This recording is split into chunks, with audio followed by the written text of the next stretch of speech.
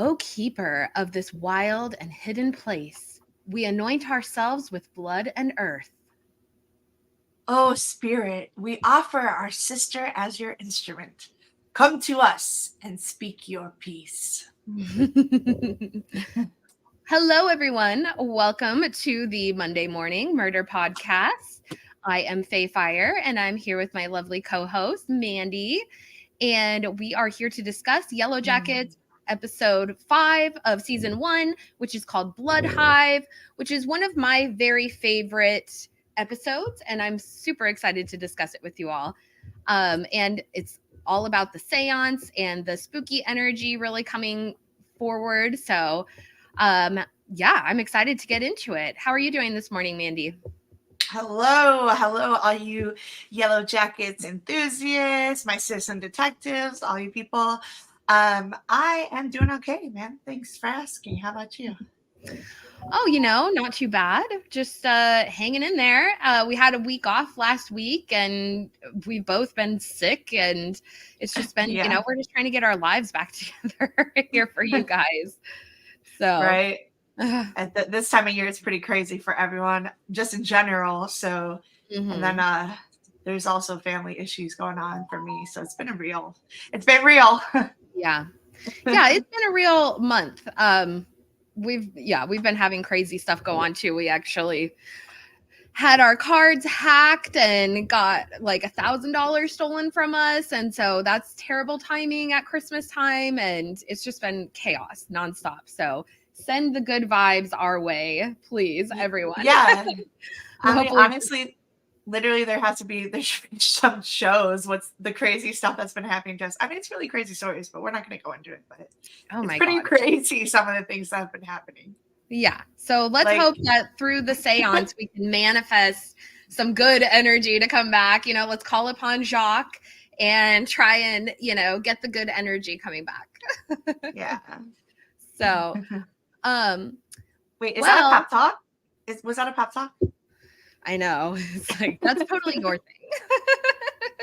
That's very true. This is a very Jackie Shauna episode this week, and it's definitely like, well, I came out with a video this past week, which is all about Jackie Shauna and a couple of other storylines that fit into that sort of what I call homoerotic star-crossed best friends. So if you guys haven't gotten a chance to check that out, then definitely go check it out. It's called Cannibalism as a Metaphor for Love. So, but yeah, the Jackie Shauna vibes are like thick in this episode. If you're not familiar with this theory, this idea is basically that Shauna and Jackie sort of have feelings for one another. They're very as best friends, they're very close, but they're also very possessive of one another. And just the whole thing with Jeff and sort of being like their shared boyfriend is just, a lot of insinuations in there. But we see some of their real feelings for one another in this episode. So let's start. We're going to do a quick overview of the episode. And, and if you guys are watching, if you're here live in the chat, drop a hello. And also tell us, before we get into this, I want to know, did you ever have a seance? Did you and your friends ever have a big spooky seance? Having a sleepover? Play light as a feather, stiff as a board? What is your stories? Drop them in the chat. I'm really excited to hear. And stick with us, and Mandy and I have our own stories to share with you. So I'm really excited. I love this. It's so like reminiscent of just being a teenager. So yeah. But so basically this episode is all about like they are kind of addressing the spookiness within the cabin. The episode starts out, they're having a big dance party. They're listening to This Is How We Do It. They're just dancing, having a good time, and all of a sudden their batteries die, and they hear footsteps up in the attic, super creepy, and Lottie is kind of like, oh, you guys hear that too? Like she's been hearing it the whole time, and the others are just tuning in. And so they're all kind of creeped out about that. And then it turns out everybody's on their period. They all like synced up. So they're all, it's a blood hive. And I love that, Travis, he's just like trying to survive in there. But yeah, so they're all kind of, it happens. And they're all dealing with that, plus not having the necessary supplies that they need, which is definitely a struggle for young women, no matter like what time period, So everybody's kind of working on laundry, keeping the clothes clean, all that, which is probably really necessary. And everybody's kind of got their own thing. They're kind of getting acclimated to the wilderness. They're all starting to pitch in. They're doing, their chores that are necessary, and that kind of thing. But Jackie is kind of the only one who's not really taking to the wilderness experience. She's, and we see sort of, despite the fact that she was the team captain and this and that, she's also not so good at pitching in and doing the hard work around camp. She's, I guess, more of like a delegator in her eyes, but she's also really out of her element out here in the woods. So it's like she's not putting herself forth as a leader at all. So they're kind of coping with that, dealing with that. Shauna sees it going on. And so there's kind of like a power shift happening with that. But it is Jackie who suggests they do the seance in the end of things. So yeah, so pretty interesting, pretty crazy episode. And of course, a lot of stuff happening with the adults. It's kind of interesting. We could talk about the younger kids as a group, but the adults, we have to sort of split them apart and can't exactly talk about them as a group. Well, kind of at the end of this episode, it comes together. But anyways, so Mandy, thoughts overall on the episode? Yeah, I mean, I feel like this episode, like you said, it was a lot of them syncing, but coincidentally, they're unsyncing as well. Or I guess maybe they're syncing against Jackie, and the sons are syncing against with their power. They're coming back together as the hive, as adults. And I mean, I don't know. It just, for me, I remember my teams and stuff. We ended up being a blood hive and ourselves most of the time anyway in high school. Like, same thing with my softball team, and same thing with the soccer team when I played. So it was the same. It's like, I mean, if you're a girl, you know. If you're a guy, well, now you know. So yeah, if you know, you know, and it's terrifying. For me, rewatching this was probably, it's been a while since I've seen this episode, but it was, again, just a whole, now that I know all these things from season 2, it's a whole other game changer. I like that there was such shift of control, not just between the team, but like Jackie and her mom, or I'm sorry, not Jackie, Callie and her mom, and that situation. And you can see they're just, all of them trying to take that predator role, trying to get on top, trying to, what was the word that shauna used? Do you remember the word? I didn't get to write it down. Oh, what she says to Callie? Callie, yeah. That mutual yeah, something destruction or something. Mutual destruction. Yeah. So I saw that also with Jeff, kind of slightly with her and Jeff. Yeah. And all across the board. So this was the big setup for the girls to start destroying, which is what predators and narcissists do. That's what they do. So I'm excited to talk about some of those points. Yeah, there was some, especially like with adult Ty, like we could really see those, inclinations coming out in this episode. So it gets wild. And even with Shauna as well. And there was a lot of parallels I noticed between Sammy and Callie in this episode, even because they are both really seeing their mother's true colors, but they're keeping secrets for their moms. And they also don't even really exactly know like what to do with this information. Like Callie's like, there's something so wrong with you. You can't see that because I can see it. And the same with Sammy. He's like, no, it's not. It's the lady in the tree, the bad one. It's not you, but it's not me, And so it's like they're both struggling on behalf of their mothers. Unfortunately, it's really sad. And that's really, I mean, I really do think that the show is like, I know it has all its undertones, but the more about narcissism I study, the more I see, because it's just that they're so unaware. People are unaware. It's like telling a blind person to say, "Hey, can you identify the color red?" Like, they just don't know, because that's their social upbringing, their background, their cause. I mean, how they're actually like conditioned in life to not be able to see and understand these things. And they're also conditioning their children in the same sense throughout this episode, which has been a lot to see. You know, I get self-realization. It's in all of us. It is in all of us. Mm-hmm. So it's way more visible to me than any other episode, I think, in this episode. Yeah. Sadly, but true. Well, predators who eat, literally Sammy the sandwich. Sammy the sandwich, I know. Oh my gosh, it's so weird. That's such a weird costume to give him.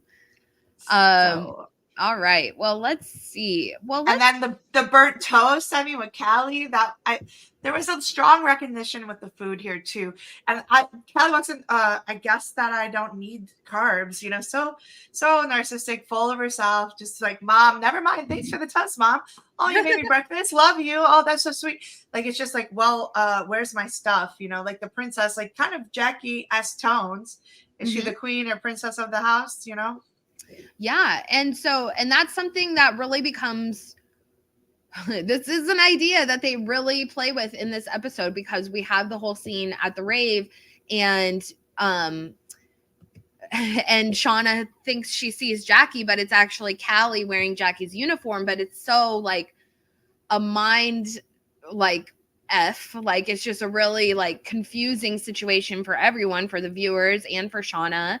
And so it's really interesting to see how these two characters are interwoven. And it's not even just in that scene. Earlier in the episode, during the burnt toast scene, we see the way that Callie is dressed, again, wearing the pink and the green. I think it has a little bit of green in it, but she's wearing like that little, it's a tied over shirt, blouse kind of thing. And Jackie is wearing like the exact same thing in the younger timeline. She's wearing a tied little blouse. And so it's just so funny the way that these two are really like paralleled with each other. They're almost foils of each other. Or, you know, we have to wonder, is it like a reincarnation situation? Which the power, yeah. Yeah. And especially with like their kind of Greek influence on the story, you know, we have to wonder if that's, you know, what's happened here. So, or well, like you said, you are what you eat, and that whole process of the power that came back through her, the power that we actually see Shauna becoming more like Jackie in some aspects, but then Callie's just a lot. But I don't know, does Callie have the heart that we consider Jackie? Because remember, we've told in previous episodes about pink and green being the colors for the heart chakra and the heart in general. So Callie lacks that heart, I feel, because she was never, I don't know. What do you think, Erin? Well, Callie, I love talking about Callie, by the way. She's a great character. You know, she has a harsh exterior. And so you can kind of see, yeah, like as you were saying, like there's sort of the shift with Shauna becoming more like Jackie. She's the leader. Of course, as her mom, she's, you know, able to boss her around and that kind of thing. And so Callie might see her in that position. And we know that Shauna in her younger years was that sort of, she had the more harsh exterior than Jackie did. So it may just be this cycle of them becoming and, you know, renewing, regenerating kind of thing, or evolving. And, you know, of course, with Callie, we have to wonder, especially after the season finale of season 2, where basically she gets the wilderness in her, is what I say. She gets the wildness in her, you know, when she sees the ritual going on and the women chasing her mother and she comes out with the gun. Like, that's like Callie's inner wilderness coming out. And her mom, you can see, is really concerned by the end of the episode. She's like looking at her like very like concerned about what she's just seen, what she's just experienced, and what kind of reaction that's going to bring out of her. Yeah. I wonder if that's going to trigger how kind of Javi did. You know, like how he tried to save Nat. So is this what's gonna be Callie's demise? Well, and I even have the theory that it might be Callie who's the pit girl. Yeah. I mean, I love that theory. Yeah, it's definitely interesting, Callie or even Lisa. And that's kind of what I'm contemplating is does this pass along as a generational cycle? Are these women now, Callie and Lisa, do they have the wilderness in them, and now they're going to become kind of their own coven, for lack of a better word, or maybe even Sammy getting in there if he doesn't become a sandwich. Yeah, Sammy the sleuth. Sammy, is Lisa it's Nat gonna jump into Lisa's soul, that kind of thing. Exactly. Does Lisa even exist is really what I think. So I think she's part of the active imagination. I definitely think if you're in the Carl Jung. Well, I love it. I think, I'll always go back to my Lisa is hobby theory, even though we know that's not true, but it's still they both actually carried so much sort of Christ-like symbolism. And I think that really affected Natalie. Both of them in the same way. It's she kind of views them in the same way, I feel, because she was very impacted by Javi's death, but and then that's who she sees at the end of her life, and she always carried that guilt. But then when she went to Lisa, and she was like, you should leave, you should get out of here, just live a normal life, yada yada, and Lisa didn't accept that.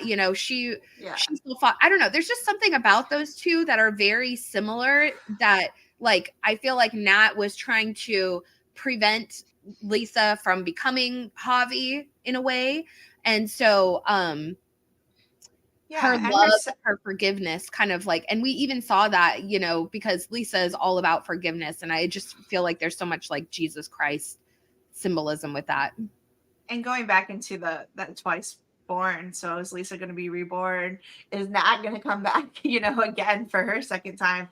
It's interesting that you said that particular phrase. Where we can go. I mean, possibilities are there. Mm-hmm. It's interesting. Just anyway, back to Hive. Just a quick hello to the chat. Mrs. Duncan the Tall, good morning. Morgan Spears, I love it. Beautiful name. So fitting for their age. I definitely did this. I assume you're talking about the seance, but not cannibalizing your friends, but their attitudes. I think she was referring to. We were talking about their attitudes. Oh, okay. To their moms. Maybe it's not showing me. Yeah, my thing's a little off. Anyways, but yeah, so it is interesting. Okay, well, let's get into it. Should we talk about Jackie? Let me open up. Sorry, I didn't organize my pictures very well, so let me skip over a couple things. Okay, share this one instead.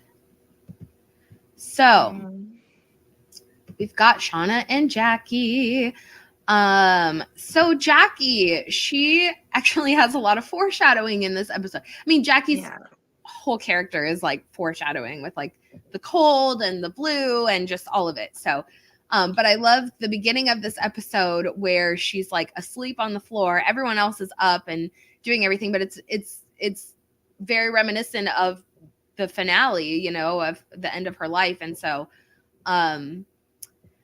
she's sleeping on the blanket under the blue blanket, the infamous blue blanket. And she's like, I'm freezing. I don't want to get up. And Natalie's trying to wake her up, which I think is great. I really think the encounters between Jackie and Natalie are very important and significant because they're, Nat is the queen. She's the next queen, but they all viewed Jackie as such before that, so Jackie's their queen in the real world, but Nat's their wilderness queen. So so I love to see her, waking her up, and Jackie's like, meh. And then she gets up finally. And one thing I really noticed, I don't think I got a picture of it, but when she's coming out of the cabin, you can see behind her that she still left her bed on the floor. Everyone else had cleaned everything up, but Jackie's bed was still there on the floor. So of course, another thing, she didn't clean up after herself when everyone else had. And so the other girls are out there and they're working and they're doing stuff, and Jackie's just like, I have to interject you for that, because that point right there, that's why I'm going through a divorce from my narcissistic husband. They do not clean up after themselves. They'll snap at waiters like as if they don't have names, they don't have people carrying things for them. They'll do all the work and then not want to do it. Yeah, but feeling entitled in a sense, which is like, where does that come from, Jackie? Where's my maid? Yeah, it's kind of funny. Like, it's like, have you been doing this the whole time? Like, do you recognize? And granted, there are definitely, like, as a teenager, you know, your mind is not always like thinking that far ahead, but you would think if you woke up and you saw everybody else had cleaned up after themselves and done this and that you would maybe take a hint and do the same, especially if you've been sleeping in. But also, like, the point when she goes to finally get the water, I mean, it's a little sadistic how they're watching her carry, and like you see Van just smiling when she's struggling, she's having a problem. Because I mean, for granted, I would feel the same way if I was in their situation. I'd be like, dumb Jackie, serves you right, yeah.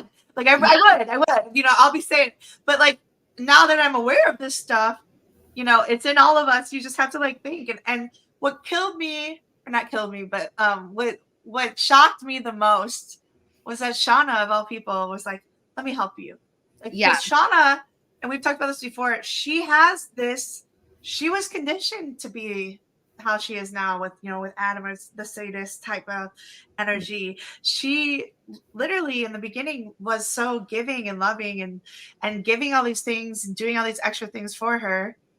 It was, you know, maybe it was out of guilt. Maybe it was because she is pregnant and maybe it's that mother thing again, but there's a lot of behind that. I just wanted to point it out though, like that whole scenario where they do that.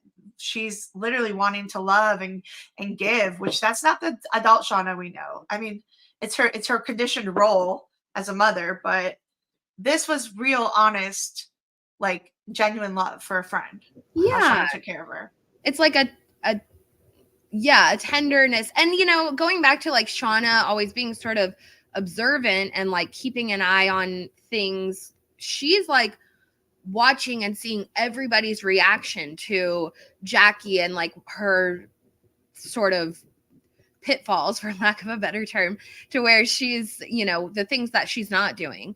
And she's seeing, you know, Van and Ty sort of snickering, and she's seeing the way that Mari is like trying to pass along the bucket to her, and Jackie's not even picking up on it. She's just kind of ditzy, aloof, golden retriever energy, you know. Well, because how could anyone ever dare to confront her in that manner? You know, she's just like, oh, fine, okay, I'll just do what I can for the team. I think that's what would be like in Jackie's head, but she's not really even realizing, like you said, or picking up. And then Shauna's just hyper vigilant about all these things because that's just how she's had to be. She has to be hyper vigilant. Yeah, the other girls are like adapting, whereas Jackie, in her mind, she's like, oh, they're gonna come pick us up. It's fine. We're gonna get rescued. Like in her mind, there's no way that they're gonna be out there for when. Like she can't fathom. She's not looking ahead at all. She's stuck in the right now, and she's like, okay, I'm going to put on the Walkman. I'm going to listen to, you know, go through all the batteries. And to her, that's the most important thing. Meanwhile, everyone else is like doing laundry and chopping wood and cooking for the group and like, you know, dealing with the fact that they're all on their periods, you know, that's a lot of extra work. And so, and even Nat and Travis, they're out hunting. Like everybody is doing their part except for her. And so it's interesting. Yeah. Yeah, equally as we see Nat and Travis, because they have their tally mark and everyone's keeping tallies really of everything that they're doing. Totally. And I think it's this conversation too between them about their period was so insightful because I mean, you see it's like passive aggressive put downs and like in a sense, well, at least you don't have to have your period or you don't like it's not even in concern. It's more of like like I said, passive aggressive. Like she puts down her Shauna the entire time. And then how the sad thing is, and yes, I know it's because she's trying to keep the secret, whatever, but she's, you know, she has to lie and go and be pushed to that sense where she's going to go and get the deer blood and put it out there just to fulfill Jackie's ego and ego needs and abuse. She's literally like going to fill her abuse and just try to make it justified for whatever sense. And meanwhile, it's initially Shauna's abuse towards Jackie, but this is that cycle. This is that round twist. And then you get caught up in it and you lie, you deceive. Deception, number one tool of demonic possession, wherever they are, Satan.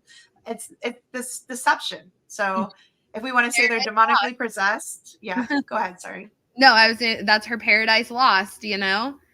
It's like Shauna, she's floundering at this point. And there is that really great line from Taissa at the end of the episode where finally Shauna goes up and she goes to sit with Jackie, or to go sleep with Taissa, excuse me. She leaves Jackie behind. And they're talking, Ty's like, so you're pregnant, right? And she's like, yeah, you know, whatever, but don't tell anyone. And Ty's like, that's fine, I won't tell anyone, but I have a feeling that sooner or later it's going to come out, like one way or another, is what she says. And I'm like, oh, that's foreshadowing, but it's also like so true, because Shauna is so shook by that. She's like, crap, you know, that's her, like, that's the example of her thinking ahead. Now she has to realize, like, yeah, if we're stuck out here, or even if we're not stuck out here, eventually I am going to have to confess this to Jackie and tell her, you know, what's the truth I'm going to tell her? Is it that it was Jeff or whatever? You know, it's funny because in a couple more episodes, when this does come out and Shauna lies about it and says it's Randy, it's like, you could tell she just kind of came up with that on the spot. It's like, girl, you should have been thinking about this for a while. If you're going to like get yourself in that deep, you should have come up with a better story at this point. But you know, they love each other so much that it's almost like it hurts that much more to like confess, because she's probably terrified that Jackie will never want to talk to her again and have nothing to do with her ever again. And that's, you know, terrifying. So it's also part of that like conditioning, you know, and like, I feel like, I don't know if you guys have ever cheated or whatever, like, do you tell them the truth? Sometimes not. Sometimes you do. It's just kind of that we're conditioned to have to lie or figure out that stuff instead of being welcome with that truth. Yeah. Yeah. Oh, look at this. So I'm going to do it. I'm going to do it this week. I'm going to make a Christmas card because I want, in my dreams, I ship these two, Shauna Shipman, I ship in her and Jackie, and I just want like them a Christmas card, Jeff's baby, and them to be like ruling them with Jeff on the side and maybe Jeff with his new younger wife or something. I don't know. But like all of them together. Hold on. I think I have something for you. Like a family affair. They have this baby and Jackie and Shauna end up together, and you know, one of them's going to Yale, the other one's going to Brown, and they're going to different places. But I just want it to happen. That's my fanfic. I think I have. Hold on, I have a lovely photo that will appeal to you. Hold on, Carrie. Okay, I'm gonna say hi to Carrie Mary Berry. Thank you, Citizen Detective 96. We missed you guys. That was partially my fault. My mom has been in the hospital and she's about to pass away, so like things have been really real. But that was my fault. So we're here for you though. Well, you know what? We always will make the time for you to take care of yourself and your family and all of that stuff. So, I mean, if we have to take a week off every now and again, to be perfectly honest, and we didn't think about this ahead of time. Let's talk about things we didn't think about ahead of time. Yeah, we're not the first. We didn't think about like the holidays that are coming up. So we are going to be taking off Christmas and New Year's because both of those fall on a Monday. So we are going to take those days off. And then actually, I'm an idiot. I just scheduled a dentist appointment for January 8th. So we might actually take the 8th off also, but I don't know. I might just reschedule it just because priorities here. Who needs dental treatment when we should be talking about Yellowjackets? I know. This isn't the one I had in mind. I know. But I love it though. Like, yeah, I love Jackie looks like Fabio or something. I know I have. Like, she's like, I've got a couple actually here. We'll look at this one too. Okay, well, I've got like a lot of ridiculous photos. Yes.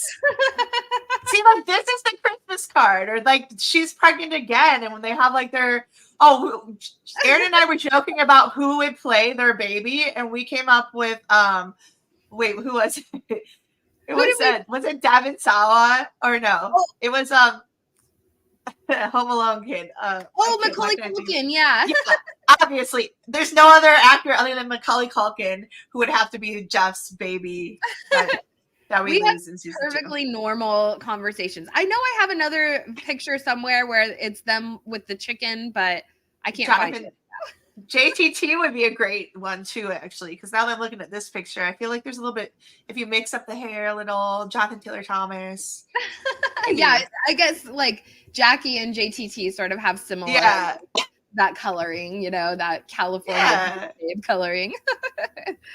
Anyways, well, I have two beauties right there of these guys, because you know what, in my video that I just did, I did include some weird, like, funny weirdness. So I hope you all enjoy.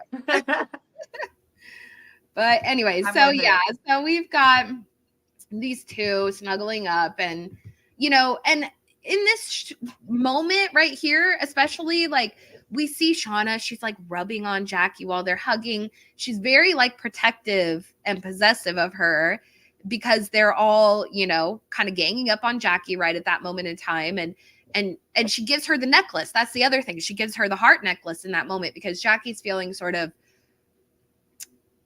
not like the best, not like she's not adapting. She says, why am I the only one that's not getting off on the back to the land bullshit? And, she's struggling out there. And Jackie is always the one who is inspiring them. And, they're coming to get us, and we're gonna get rescued. Don't say that.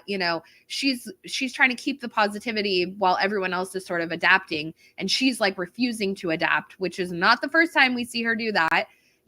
And so she's so stubborn. It's like she's stubborn to a fault, because she will be so stubborn. It's to her own detriment, beyond to her detriment. It's to her death.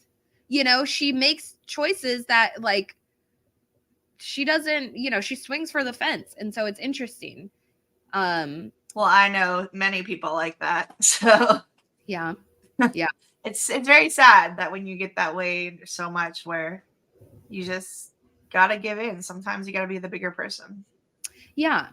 And like, even in that moment of, sorry, jumping ahead, but even in the moment of her death, which is ultimately like her most stubborn moment, that leads to her ultimate detriment, she's still, even in that death dream that she has, in her imagination, it's Shauna who comes out to her. She doesn't relent on her stubbornness.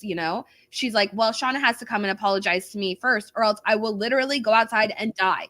And they were both stubborn, though. That's the thing. And so this wilderness thing, and we talked about, like, there's freeze or flight, right? But there's also fawn, which is another one, like, I didn't even know about till recently. So I want to I was talking to Aaron about it. Fawn, and what's the other one? Freeze, fight, fawn, and flee. I don't know. Flight? It's like fight or flight, fawn, and it's in my phone. I have to Google it. It's but anyway, there's different modes of like fight or flight mode.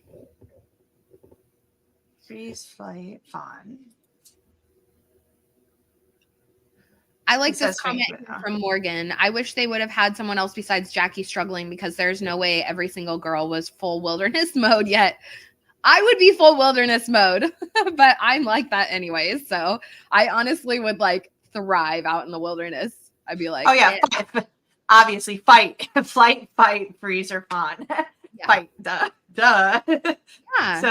Yeah. So those are the ones, and it's just, so now I'm looking, because mostly we learn about freeze or fight or flee, flight, right? That's the typical ones people talk about, but we don't talk about freeze or fawn. And like Misty is a fawner, Jackie's a freezer. And looking back at this, I'm like, man, they are actually all exhibiting these, and that's childhood trauma. That's response to threatening trauma that you would deal with. So I think that's a video in the making, but it's something to point out that they are literally dying in these ways that are responses to childhood trauma, or any kind of trauma. Really, it's not just childhood trauma, it's just any kind of trauma. And we've talked about this before too, where it's you know, as a child, it's like you want your kids to have, you know, some light trauma, because if they don't, then as adults, when they actually do experience real trauma, it's like they freeze. They're caught in they're like, they're a deer in the headlight, just like Jackie. It's like she doesn't know how to deal with this traumatic experience. Shauna, it seems like, has been through some trauma. Like, it seems like she comes from a broken family. You know, same with like Van. You know, some of these girls have gone, Natalie especially, you know, like these girls have gone through some traumatic experiences, and it seems like those ones are the ones who adapt more easily and thrive better, versus someone like Jackie, who comes from Olympus and her family is, you know, rich and spoils her, and she's never had to want for anything. She's the popular girl. She's the captain of the soccer team. So yeah, I think it makes sense that her response would be to freeze and just be like, this isn't happening. This is not happening. And we're going to be rescued. And I don't need to adapt, because why would I need to adapt? I'm going to be rescued, you know? And coincidentally, you know, that whole thing about freezing, it's just, you have a difficult making decisions. You get stuck. You dissociate and isolate yourself. So that's exactly what she did. She isolated herself to the fact that she was numb. And you see her starting to be numb by the freezing and being so cold here. Whereas like fawn is like Misty, for example, or Van is an example of a fawn too. People pleaser. You know, there's a lack of an identity. You don't really have boundaries. You get taken over by a lot of people and overwhelmed. You just are very codependent, and you see that with Misty, and even Van with her mother, Van with Ty. Whereas, like, you know, Ty is like the fight, where she's an outburst, controlling, even though she's more covertly controlling. She becomes the bully. Narcissistic is obviously the point that I like to talk about a lot, where it's like, but those are the ones that fight. But you can be equally as narcissistic but covert by fawning. Because we see that in this episode, actually, particularly with Misty as an adult, what she's doing, how she's controlling the narrative. She becomes both. I mean, and there's like, you know, in a category, of course, you're going to be one over here. Well, you're automatically going to opposite. You know, some parts you're going to be a direct reciprocant in other times that you don't fight. If you don't fight, you're going to freeze. If you don't fight, you're going to fawn. So you kind of detail both. You can be both. Yeah. But I think this is where, particularly this whole episode, is where we start seeing what really happens, especially in the responses that all the girls give during the seance. True. Very true. Well, let's move on and talk about Lottie and Jackie here. You know, when she does finally go get water, she finds Lottie standing in the water and just kind of looking out. I love her jammies here. These are like such classic 90s jammies, you know, Victoria's Secret from back in the day. Well, they are actually those Victoria's Secret ones. I know exactly what you're talking about. Totally. Like, yeah. I mean, I'll throw it out there. Like, I'm a nudist, like pajamas. Which what? I just wear like an old t-shirt or just like the same clothes I pass. It's too much. It's too much of my like I'm very particular to my feelings on my body and things, because this is my high functioning autism. But like, I'm very, very picky, so I have to have that. But I do use a weighted blanket, so for whatever that's worth.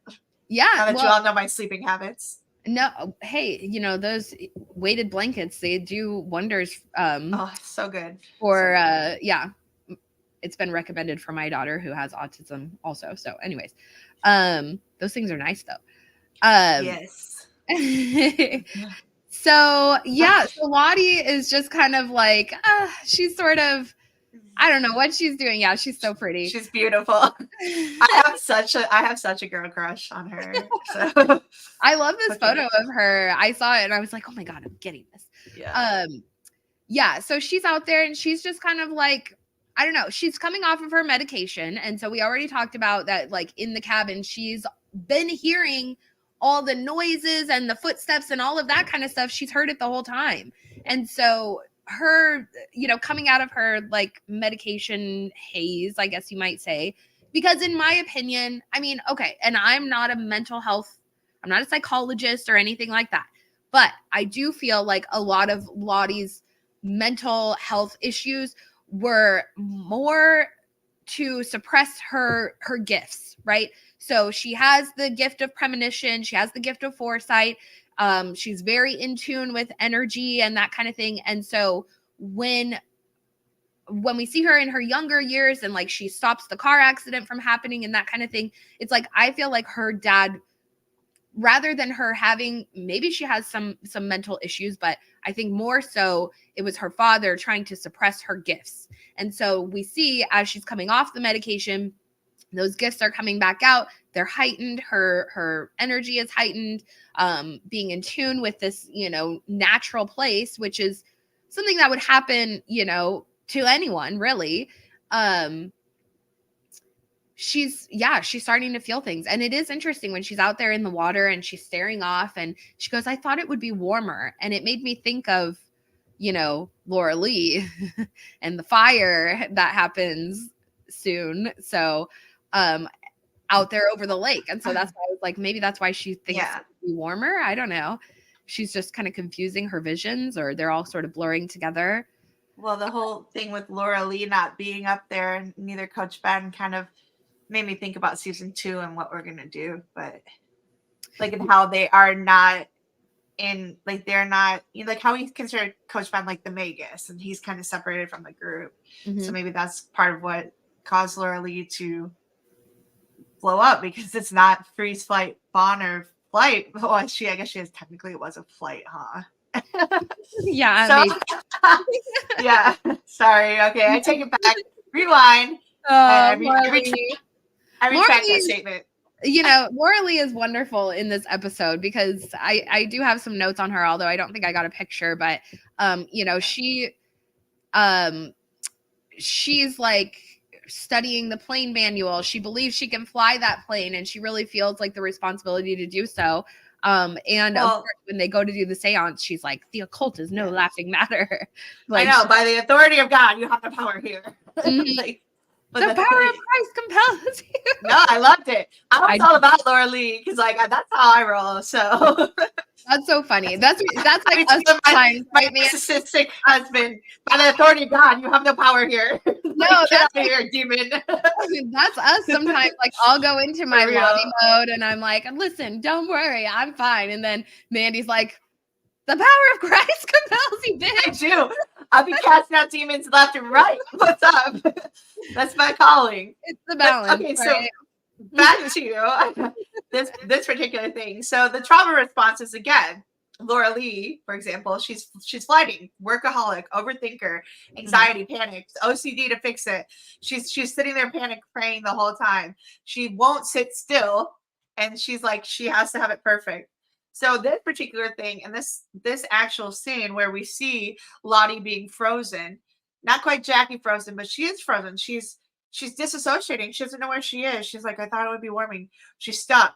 You don't know where, like, she's isolated here in the middle of the lake, and Jackie's like, hey, what's going on? Which is funny that Jackie comes to her because those two both isolating. And I think that we're seeing the death of this freeze response in Laura Lee after she mixes with that flight, because I'm sorry, not Laura Lee, with Lottie. Laura Lee. With Lottie, we're seeing the death of this freeze response that she's been so accustomed and pushed by her father, by her medication, by all this stuff all her life. Because once we see her in Doom Coming, she becomes the bully. She becomes the fight. She's like the Jezebel queen, narcissistic, controlling, anger outbursting, explosive type behavior person, which is opposite of the freeze. So right now she's freeze. But when she's reborn, is she reborn technically Christian? I don't think so. She's reborn again into this other side of the narcissist, I think. And the first time that's go ahead. Because, well, no, I love that because she's baptized in the lake, we're jumping ahead a little bit, but she's baptized and then she's like reborn. But yeah, it's not like she's not frozen. Yeah. She's not frozen there. From a Christian perspective. And we know that, like, especially considering her in season 2 in the older timeline, like she's not doing, and it's funny because actually when Simone Kessel, when she spoke to Bart Nickerson about how am I supposed to play this character, and he says, be like cool Jesus. It was basically the notes he said, cool Jesus. And so I love that because she's baptized, and sort of like Laura Lee's intention with that is like from a godly Christian perspective, but Lottie sees death in that moment, and she also like becomes so in tune with the wilderness. She's like, and she also says to her therapist in season 2, she says, the God of that place. I always stick with that, the God of that place, because she's on a different level. She's working with a god of the wilderness, probably Dionysus, or some, Well, I think that, so it's interesting that you say that, because when Laura Lee is the typical narcissistic church-going or religious narcissistic person, where she's pushing their religion on everyone else, thinking that she's better, thinking that people aren't saved unless they come. She doesn't respect boundaries or whatever, but she is Laura Lee is, she's the perfect little good Christian girl, but she is a narcissistic religious person, and she's pushing it on Lottie, and Lottie's coming to the wrong for the wrong perceptions, for the wrong perspective too, and like that she wants to just kind of in fear she's coming to that scenario. But Lottie was never really going towards Laura Lee's religion. She just was connecting to something that's higher than her and believing in the spirit. Now, that she believed in that God, no, but she believes in the spirit. So that's a whole other separate, I mean, yes, it's all an equal one. It depends on what religion you have, but spirit is spirit. It's not the same as a true God. So it's really interesting to point it out that she comes back to this whole reborn again too, because she becomes this reborn again opposite of her freezing mode. Yeah. So, but I do need to point out that like Laura Lee is super narcissistic too. Like she's not. Yeah. Well, she definitely is holding firm to her beliefs, especially through this episode. And even when nobody is like taking her side or being like, yeah, Laura Lee, like, or even embracing her ideals at all. Like none of them are like, and it's funny because, this is the 90s. Okay. And things were different. We didn't have the internet. Going to church was something that was much more like commonplace for families. And, so it is kind of interesting that she's singled out as like the only Christian like believer, or the only one who's like praying to God. And when they're also young, so relatively young, because I think back to when I was that age, and I probably would have prayed with Laura Lee, because at that point in my life, that was all I'd really been exposed to as far as spiritual beliefs and that kind of thing. And so it's interesting that none of them are like kind of going that route. I don't know. Maybe it's still like experience, but Laura Lee, it's pretty liberal place. So like, I would imagine people from all, other people who watch this would have had similar experience and maybe had the same observation. So anyways. No, for sure. But Laura Lee literally did physically assault her. I mean, it still is abuse how she like got her back, but again, with Lottie's disassociation, she's just like, what's happening here? Which is part of her freeze mode. So she was scared out of her freaking wits at that moment. So what are you going to do? Like, when you're scared, who are you going to call? God is very real when you need him. It's one of my, I don't know if anybody knows AJR. It's one of my kids and I's favorite bands, but it's a song it's really good. And it's true. Like, when you get in these kind of moments, you do quickly go to some sort of religious aspect to save you or help you or fear. So she's now in her fear response, instead of freezing, she's ready to start fighting. And I think it's because she's off the meds. I think it's because she's ready to embrace what her father, or Lord, I'm sorry, you guys, I'm talking about Lottie here. But when Lottie's off her meds, instead of her freezing in the lake, she's ready to start fighting. And who gave her that possibility? Laura Lee, by giving her options to fly. Mm-hmm. So, and also it's kind of confirming her as sort of a prophet in a sense, because she's like, you know, in the Bible, aren't there people who would have, we're jumping into like future episodes right now, so I apologize, but you know, they have that conversation where she says, you know, in the Bible, aren't there people who could see the future, or, you know, were prophets, or like God would send them visions and that kind of thing. And so Laura Lee takes that as, you know, Lottie has a gift. We know Lottie has a gift. And so she kind of confirms that idea for her from a Christian sentiment, but Lottie transmutes into something else entirely. So it's interesting. And that's common behavior. I mean, for anyone, and not even schizophrenia, but mostly a lot for schizophrenia too. But it is common behavior for anyone to transmute any kind of prophet work or dreams or things. And the other thing if we want to talk about the prophet or dreams and things like that, actually in the Bible, it talks about how dreams are like a lot of demonic possession, and the way demons get in you. So if you would think narcissists are the demons and all the different types of demons. And to me, like when I started going back and studying this, a lot of Lottie's in next episodes, her storyline follows with the Jezebel story in the Bible. And it's really, really interesting. You know, you want to do the research, go ahead, start. We might do something in the future for it. But it's it talks about that, and it talks about the demonic possessions, and it talks about serving and eating other people's souls, or you know, using people for nurturing, or things that you can get from other people. Like you take other people for what they're worth. And sometimes it's just nutrients and food.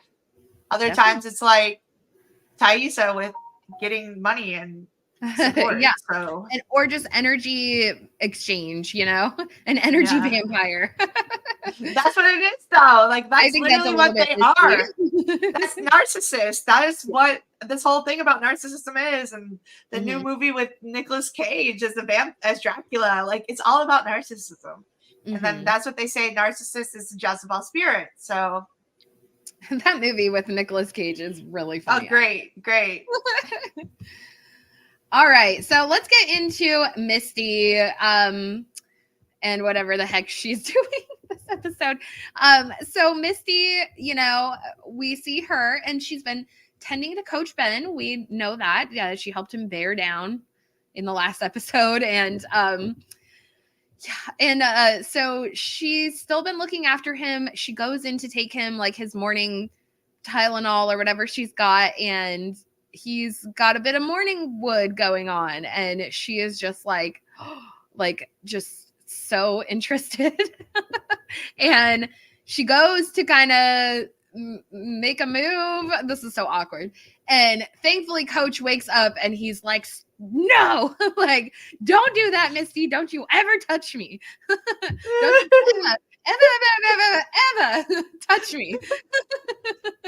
And so yeah, so then Misty is like feeling super awkward the whole episode, and she later she decides to give him, she starts basically, this is what I'm saying, like Misty is like a Munchausen by proxy. He's like her first sort of experimental victim, right? She's like, oh, I have these mushrooms, you know, because they were out foraging, and Akila said, don't get those mushrooms, you know, they could be poisonous or what have you. And so now she's starting to experiment. She's like, well, we got to find out, are they poisonous mushrooms, or are they trip your balls off mushrooms, or are they medicinal mushrooms? Like, she's willing to use Coach as sort of her human experiment, unfortunately. So that was because she was mad, right? Because I didn't even put that together. Dang, that's so psycho. That's a good point. Like, yeah, she felt so like rejected that she was like, nah. Yeah, it's sort of like vindictive about it. I love how everybody in this episode is like Misty that crazy, or like it says do not answer, don't pick up all of her phone. So yeah, it's pretty, you get to see how incredibly willing Misty is to push any boundary or have zero boundaries, which is part of the fawn response. And then now she's flying, like she's a flying monkey. I don't know, but she's definitely flying crazy. That's for sure. Yeah. Which, if you don't know, flying monkeys are what narcissists use, or narcissists use to triangulate you, go against you. Like, honestly, Ban is kind of a flying monkey of Taissa, for example, or this right here. So in this scene right here, Coach is turning Misty into his flying monkey because he sees what the situation is. He's actually afraid of her, but like he's gonna uppower her and say, "Hey, let's keep a secret. Like let's try to do this, and make her feel like she's needed," because he understands.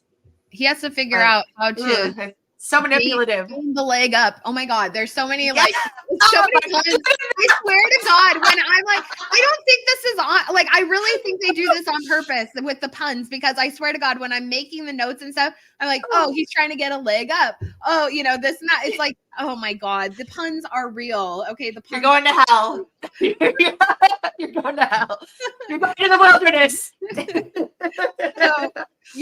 So anyway, so he's trying to gain the upper hand, we'll say, which still is a pun. No, just say the upper leg. You have to say it. Yeah. It is what it is. The leg up. Yeah. And so he basically, he manipulates. And this is why we relate him back to that book that they read later, which is called The Magus. I don't think they've brought out The Magus quite yet. I think it happens maybe in the next episode. But it's a book that both Misty and Coach read. And we talked about it in season 2 on our live stream, but basically the book is about this man who goes through a traumatic experience. He's a soldier, and he goes through this really traumatic experience during the war, and then he's basically like honored for it, like he's like distinguished because of it or whatever. But then he like lives alone, and then he sort of reenacts his experiences upon other people, like forcing them to like live out his experiences, just to see sort of what reaction they might get. It's like a controlled experiment in a sense, but it's all scripted. He like hires actors to sort of like play out these, I don't even know. It's really chaotic. It's really crazy, but we can kind of see like basically what it highlights, or like the theme would be like an older person, an older benefactor, or what you might say, influencing a younger person, and also like creating a narrative around their situation, right? And so we can see why Coach might utilize those ideas to like gain control over the situation, especially when he feels like Misty is so out of control and that he's very powerless under her control, right? She's giving him his medication. She's caring for him. She's helping him poop. She's, doing all of the things and he can't do for himself. And so the only way that he can maintain control over the situation is to play her game and say, okay, I see that this young girl, and granted, he's an adult man, so this is like a prime example of like grooming, but he's doing it in a way that's not necessarily grooming. It's like he's doing it to protect himself and to keep her as far away as he can, versus like a groomer would be to lure in a young girl, right? But he doesn't want that. He doesn't want Misty. He's gay, and we don't know that yet, but that's the situation. So, also though with the Magus too, tarot deck cards, tarot stuff is like the Magician. The Magus is one of, I do thought cards, but so this is also, that becomes the Hermit. It's with Hermetic Wisdom. This is like the physical concepts. The Magus is like the as above, so below, which we talked about with this real world energy and action. So it's also kind of a trick with the Fool. The Magus is represented as the first major arcana, and then the Fool is 0, which is kind of Misty at this point, or vice versa. I don't know. We're kind of switching, right? Mm-hmm. Am I echoing? It sounds really weird for me. No, you're fine. But anyway, that's something else that we've talked about before, and Aaron made the video with the pulling of the cards and then there's symbolizations. So Coach Ben has very strong, interaction, not just with the book, the Magus, but like the tarot card, the Magus, the storyline. The magician is interpreted differently, whether the card's upright or not, whatever. And sometimes he falls down. So that's kind of something also with his leg. Like, is he upright or not? Because it becomes different stuff, and you can resort to black magic or like madness, distress, mentalization, and the connection between like shamanism and schizophrenia too is like what it's becomes, which we talk about shamanism and their ability to cross realms or get in and out of these realms. And then the Magus, he ends up getting out of this whole area or this, what is it? It's like an area, a country. Where is it? I think it's like an island. It's like an island, okay, actually, where they're So, but he gets out of these realms basically, or this area. So we are interesting enough to notice that and see where it's going to go with Ben, because he's going to be able to cross realms, and we do think and have this hype that either he's going to be eaten, torn alive, or he's going to be the 8th survivor. Maybe we should like try and come up. We got to look back at that. The major arcana relating to for the girl. Sure. I don't know. Well, we always do. We have. Yeah. We actually have come up with most of them before, but that was like a year and a half ago. We got to look back in our text messages. Well, and there's more in the major arcana than there are characters, but I definitely think probably some of them fit the archetype. And of course with the divination, actually, I think I may have privatized the card divination video, so I apologize for that. I was doing some cleaning videos. So anyways, so it might be privatized, but that's I wonder if it could have to do with the cards that they drew. Maybe we should look at the characters to the major arcana. Anyways, particularly the Magus card is, you try to get it upright, because like even if you get it down right, you want to refocus on the experiences to get it upright into a positive form, because just because something's down doesn't mean it's not in a positive manner effective in your life. Like it also depends on how you see things too. So negatives can be positives. Very true. Yeah. Oh, look at this. Wait, Erin, put your glasses close. Let me just see. Oh. Wait, I got to do the Misty the way she does her glasses. It's like one hand. It's so funny. Yeah, I see it. That's my little Misty face. Oh, Christina Ricci, though. She is so beautiful. And you know what? Her skin, like, I swear to God, please, Christina Ricci, can you tell us what you're using? Because, like, she's Prego here, though. That's what I think. Is she still pregnant here? So that's that beautiful, glowing, live skin in her. Right. It's the wilderness coming out. You know what? I still want to know. What are you using? What moisturizers? Like, I probably cannot afford them, but I still need to know. So tell us your skin regimen. I am very interested, Christina, if you want to come on and teach us all about your regimen, like, I am down. Probably like blood sacrifices.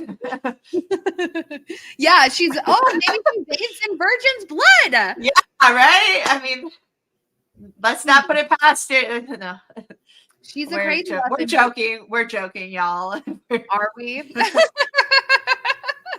But Yellowjackets. Like, yeah, Yellowjackets. You know what? They gotta anyway, so no, her skin looks amazing. She is pregnant. Yeah, totally. It's dirt and deer's blood. Okay, standard witch recipe. Yeah, duh. That was good. So Misty, in the older stuff, well, she and Nat, they go on some adventures. I put that more in Nat's category, but Misty and Nat, they have their adventures.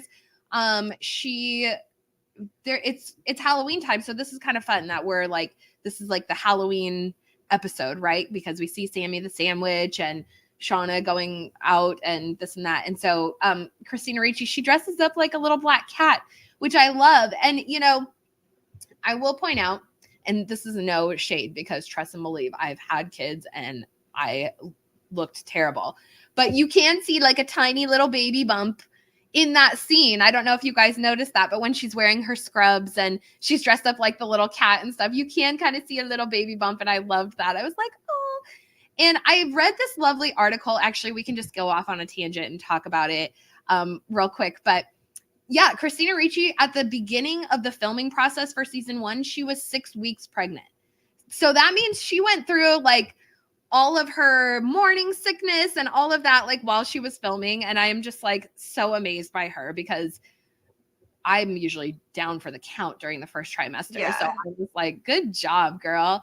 And she looks beautiful. Her skin looks beautiful. And they treated her really well. And not only that, Melanie Lynskey, who plays adult Shauna, she had also just had a baby right before they started filming season 1. She had a baby born in 2019. So I would imagine that had to be like right before they started filming.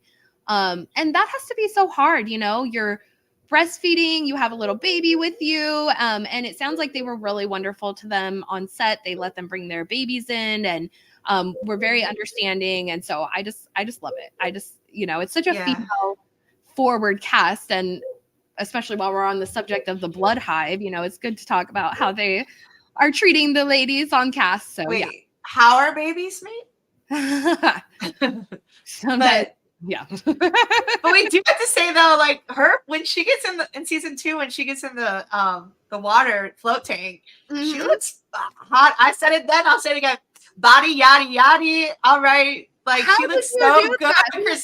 Christina Ricci. Who's doing your skincare? Like, Christina, you are a queen amongst us. Like, come on. I think I have this picture that she posted. Oh my gosh. This was right like after, rub the belly. Yeah. This was right after they wrapped season 1 filming. So this is an older picture, but she had posted it on her Instagram right after they wrapped season 1. And she does she not look like she looks like, I feel like I'm watching Casper. She looks so young and cute right here. Oh, she is just gorgeous. I know. Like, I thought the same exact thing. I'm like, girl, your face has not aged at all. Like, you just look so damn good. And I've been watching Christina Ricci my entire life. She's always been my favorite actress. Like, even when I was a kid, I loved Now and Then. I loved her character Roberta, because I, like Roberta, was one of the few girls that were like that age that had boobs, and so it was always a struggle, like in school and stuff. And I always remember, like, Roberta would tape her boobs down because she didn't want the boys to know. And amongst the group, she was the one that was the most developed, but she was also like the tomboy of the group. So she's like, no, I'm taping these things down. I was like, you are a freaking queen, dude. I love you. Yeah, that Now and Then is really great. We should go back and watch that. That would be fun to just do a watch show with friends. We should just do like, maybe make it like movie club. Yeah. Along with the club. They actually, speaking of movie club, Yellowjackets posted a video this week of what's Van's shop called? While You Were Sleeping. Yeah, While You Were Sleeping. So they did like a walkthrough tour of it. And it's just so cool. I love it. Like all the movies they were showing and just the whole shop. I'm just like, oh, I need to decorate my house like this.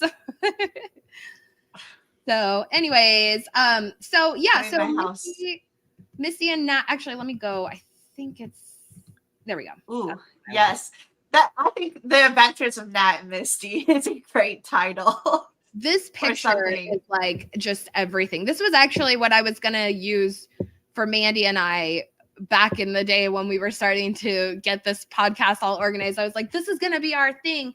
But then it didn't really look good with other backgrounds because it's so in red. Yeah. But I just love this, like this whole scene. They're so badass. So they go and they find Stallion 99 and they are going basically. So Kevin calls Nat and says that he got the file, he got the tox report about Travis, and it was clean. So he was sober when he ended his life, which just leads to more questions for Natalie because she's like, you know, or it basically it doubles down the fact that she believes that he was murdered and not that he did not take his own life. And so, you know, to hear that, she's like, okay, so he was clear-headed, even more questionable. So they go and they want to meet up. Basically, Misty had said she has a guy who can hack into emails and yada yada. So Nat calls her up and she says, don't you have a guy that can do this? And I love that little scene. Like Misty's like, who is this? She's like, yeah, an apology. So narcissistic, by the way. Like, I'm sorry, do you exist? Like, I'm waiting for you. Yeah, that pissed me off. I'm sorry, I can say that.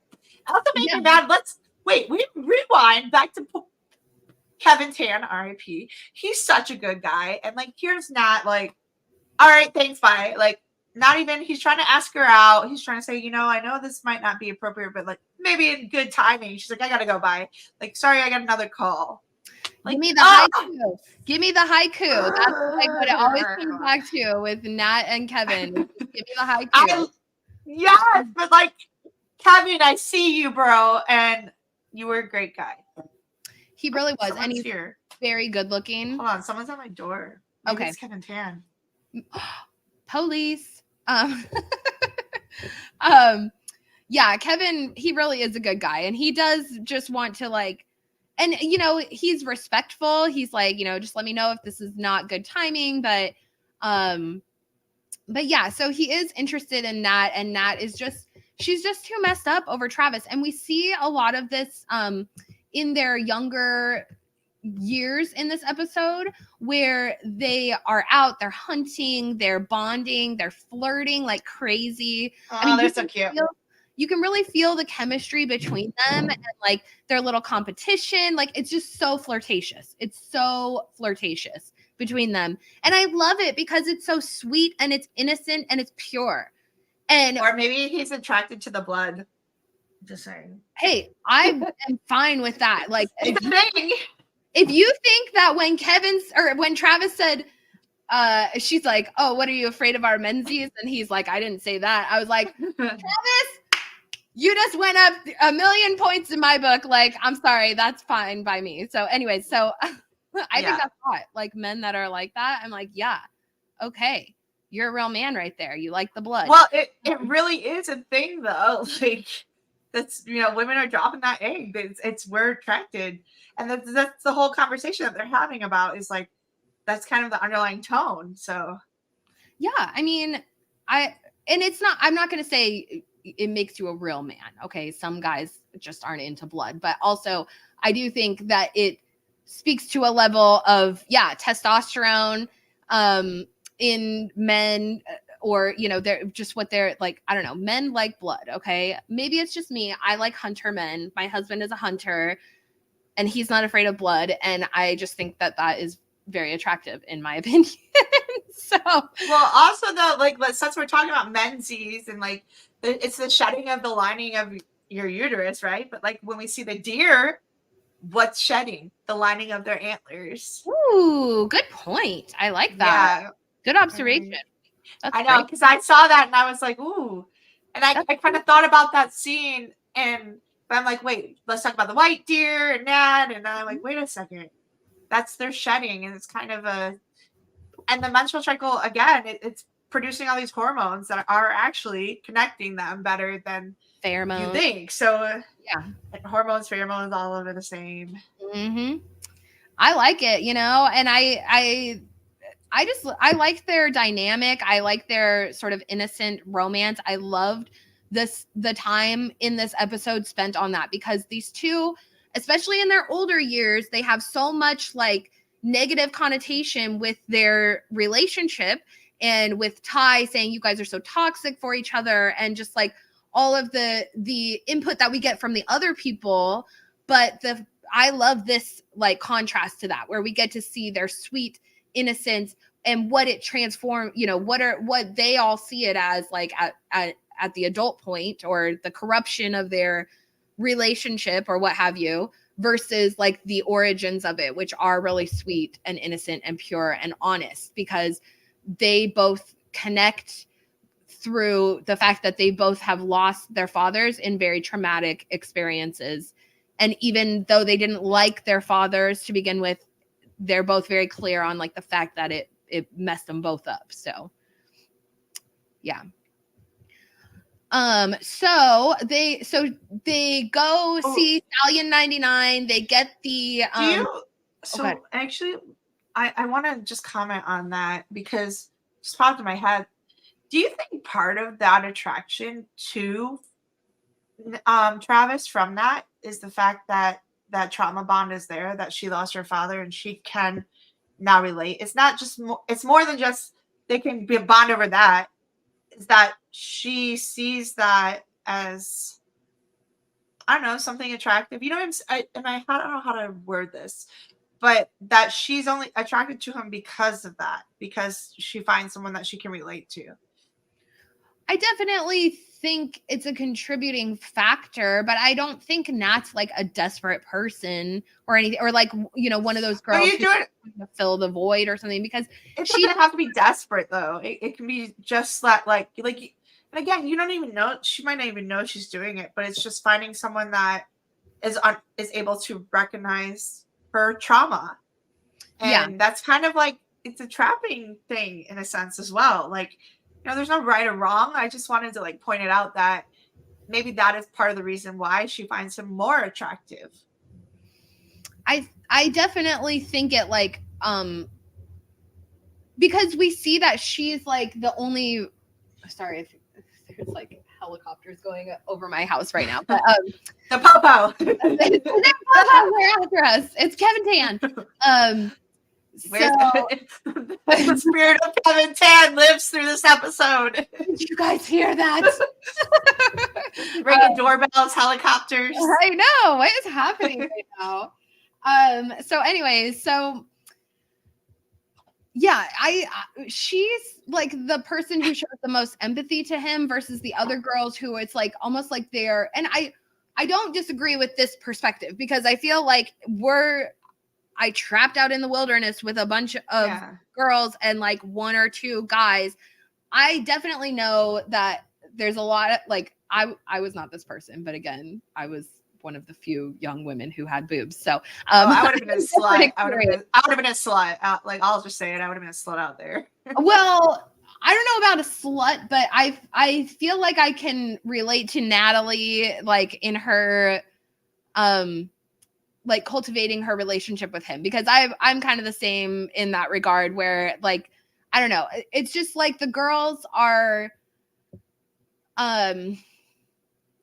girls can be really immature around guys. And I like young girls, especially when they're all together. Like, I don't, but you know what I mean? Like sometimes like when you're younger, like too well, do I know what you mean? You're like who's a little more mature, you know, or have been through some things in your life. Like, you know, I just wasn't usually that kind of like silly girl, but I had friends who were like that were like, no, like, nah, you know, like boys are dumb, or, you know, I'm here with my girls, and, you know, just like they wouldn't like have that open-mindedness or even be sort of like the way Mari and Van are towards Travis, where they're like, you're the boy, you're the other one, you stay on the outside, we're the girls, we're already like in with each other kind of thing. And so it's just interesting the way that their whole dynamic plays out. But I can see why, as Nat being already the outsider of the girl group, that why she would bond with Travis more so. And then the layer of their dads is like an additional like layer to that would make them more inclined. Oh my gosh, you're so smart. What can I say? But yeah, so I agree too, and it goes back to that enigmas thing where, you know, we all have equal parts, boy and girl, masculine, feminine, and when one is lacking, you take over and you automatically become like for me, for example, I had lack of male figure in my life, so I'm very mannish, I'm very male, masculine oriented with a lot of things now, because I used to be like a super femme, like always dancing and like, you know, divine feminist goddess. And now I'm like super masculine in my approach and manners and nature over the past few years, because I lacked that masculine role and that masculine need in my life. And a lot of that has to do with trauma bonding. And these things are very real. And when you start looking and seeing and starting to research these things, you're able to see that regularly. And then now, you know, you flip sides, you flip switches. We all have that equal part. Whichever one we decided we're more relatable to or more identify with is up to you. But I realized that I'm very male-ish. I am very masculine now. Mm-hmm. And it's something that I'm kind of coming to terms with, and I'm embracing. So yeah, you got to find your balance and sort of straddle both sides, really, like you know, and because if you're too feminine, look at Jackie, you know, she's completely feminine and completely like helpless. And put a gun in my hand. Yeah. I mean, look at that right there. She's just she had to be that father role for herself and a mother role for herself because her mother was not there. But even like doing all that trauma that she did with her father, she had to kind of step up. And even in this, she's very masculine oriented in the roles that she's taking on during this being stuck in the wilderness for the team, for Travis, for even the girls. So it makes sense that they're bonding the way they do. But I love their dynamic too, because even though Nat's taking on the role of the huntress and Travis is the hunter, so they're both the hunters, but amongst themselves, they have their own masculine, feminine balance going on. And I just think it's really like a beautiful, they're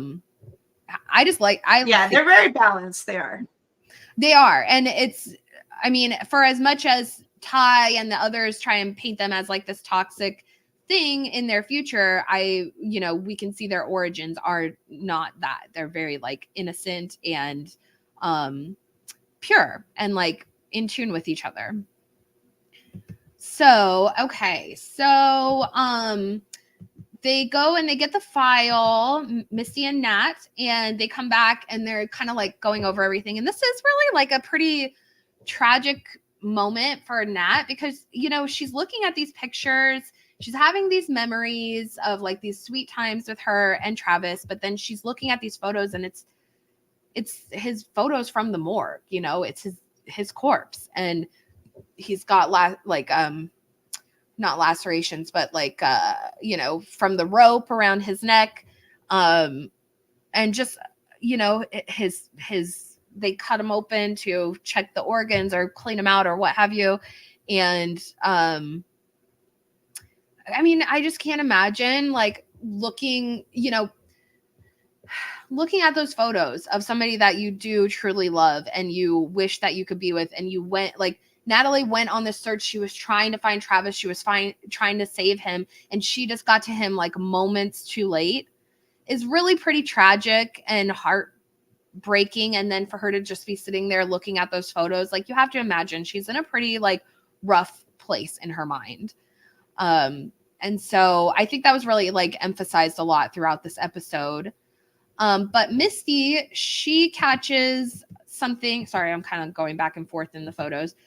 She notices that the spots where they had found wax laid out into the design of the symbol.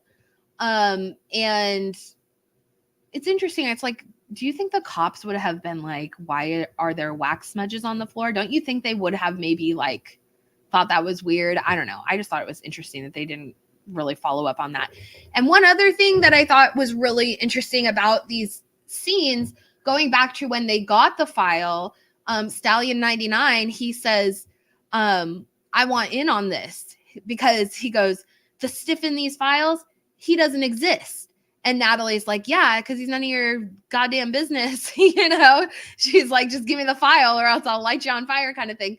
But we should consider that. Why doesn't Travis exist? What's going on? Why does his, you know, his personality, his, you know, him, why is there no record of him, especially considering, and that's another thing Shauna looks into in this episode. You know, she goes and she Googles herself finally and realizes that there's a whole fandom of people who are like obsessed with their story, which she had never realized before, and that there's photos of her from all throughout her life on the internet and that kind of thing.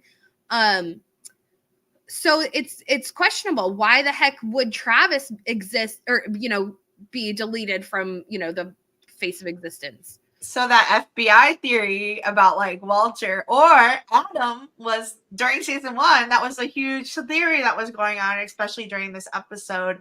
But now, I mean, now I feel like that theory is at rest with Adam. But Well, I don't know. What do you think? Because it was a huge kind of that he was in the FBI or something. Yeah, because remember he talks about the bank, and then he comes back and like the Adams art project or whatever it was. Or there was also like a theory that Adam was why they were at the hotel is that he was investigating the money laundering, and he was there. And then Walter is Adam's partner or something like that. Or Walter is the Adam gave a rib or something. What did they give that Walter? Walter needed some sort of medical transplant, and Adam was that person. So that's why they're so close. Yeah. That was the other theory. Yeah. Which I'm still not like, I still think Walter and Adam are intertwined with each other. I still think they know each other. There was something. So ultimately, what I really do think this comes back around to is Lottie. Like, because we know now from season 2 that Lottie was there. She's the one that put the candles out there. So she's a rich girl. Process of elimination, where we consider these really like random lines from some of these characters, or like with Adam, I have a friend with a cabin in the Poconos, or with Walter, he has the purple stuff, he knows exactly where to go, or just all these little things. Are they all connected to Lottie's cult? Because we know that at Lottie's cult, they turn over all their information that they have, their bank accounts, their social security numbers, do they have children, any kind of court paperwork, basically any and all information about themselves is turned over to Lottie, and she has all of that on each of her people at the compound. And they know it about each other, because even when Nat tries to blow up Lottie's face, they're all like, we know all this. Yeah. So that's a real tight-knit crew. So I do wonder if, with Travis's death being so connected to Lottie, is it Lottie's cult that's sort of like wiping people's information away? I guess we know like Walter is a hacker, because he kind of admits it. He's like, don't ask how I got the banking information. I guess he could have gotten it from Lottie's cult, but that would just prove even more so that those two are interwoven. So either Walter's a hacker and that's how he got into Adam's account, or that information was already readily available through Lottie's cult, and that, but even so, she would still have to have active like ties to his bank account information, because all of those incriminating purchases were purchased while he and Shauna were together. So, and furthermore, is Misty working for Lottie still, coincidentally right at this crime scene, right at the time? All of this stuff. All I know is demons are prowling everywhere. It seems unlikely at this point, just because like when Misty finally shows up at Lottie's cult, she has to like really work to get in there. Nobody knows who she is. And Lottie seems really surprised to see her. But she goes, "What are you doing here?" So I don't know. She's the undercover maiden. Maybe that's a good point. And and it's surprising also that like Misty wouldn't know where Lottie is, because she doesn't exactly know. And regardless of that, like she's kept tabs on everyone, and that's one of the things that like freaks her out. She's like, I kept tabs on everyone. How did Misty ask me? Misty knew where Lottie was. No, she didn't. She didn't. Because her and Adam have to her and Walter had to like search for that. And she didn't know that it was like Sunshine Honey. I guess we don't know for sure what Misty knew about Lottie at that point in time. But I would think Misty being... which she's not telling us either, so... Yeah. I don't know. She's obviously a liar. Maybe she dissociates her putting mushrooms in the thing. I don't know. I know. It's like, why would Misty slip in, why is she slipping? Like, is she... I don't know. There's... Well, the point is... She believes she's looking at all angles, She believes she's like at the top of her game. Nothing's going to get by her. She knows where everyone is at all times. And so, it is interesting later when she's like, I had tabs on everyone. The point is, though, is that there's way more beyond this that they fail to tell us, or maybe they just changed the storyline, whatever. but there's a lot of those unanswered questions all around from all the characters at this particular scene. Very true. That's the point. So, because I think we could go on about it for a long time. I know. Well, this is like the crux of the story. I mean, we could just keep going, but anyway, so yeah, so they figured this out at this point, that the symbol was on the ground where Travis died. Nat is like, that's crazy because he didn't believe in any of this stuff. This, takes her even more down the rabbit hole. She believes that he was killed, and this is just a little bit more confirmation to that idea.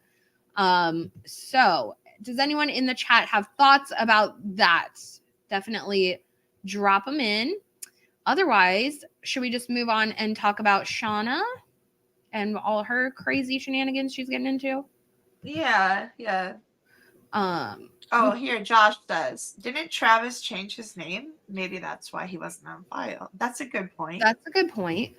Yeah, I don't know. Personally, I can't remember. Do you remember, Aaron? He did. I think his ID was like, I think it's like John Gonzalez or Hernandez. Just very John Smith type of name, but like John Doe. Yeah, it's just like as we're following the deer. Yeah, totally. Yeah. Yeah, that's a good point. Thanks, Josh, for pointing that out. That's a good point, I suppose. Yeah. If he was just searching his other name. Well, and Jessica says many of you don't want to be found. So but let's consider this, that Travis knew, Kevin knew that it was Travis. He knew that it was not this John Hernandez or whatever his name is. He knows that. So I'm curious as to how the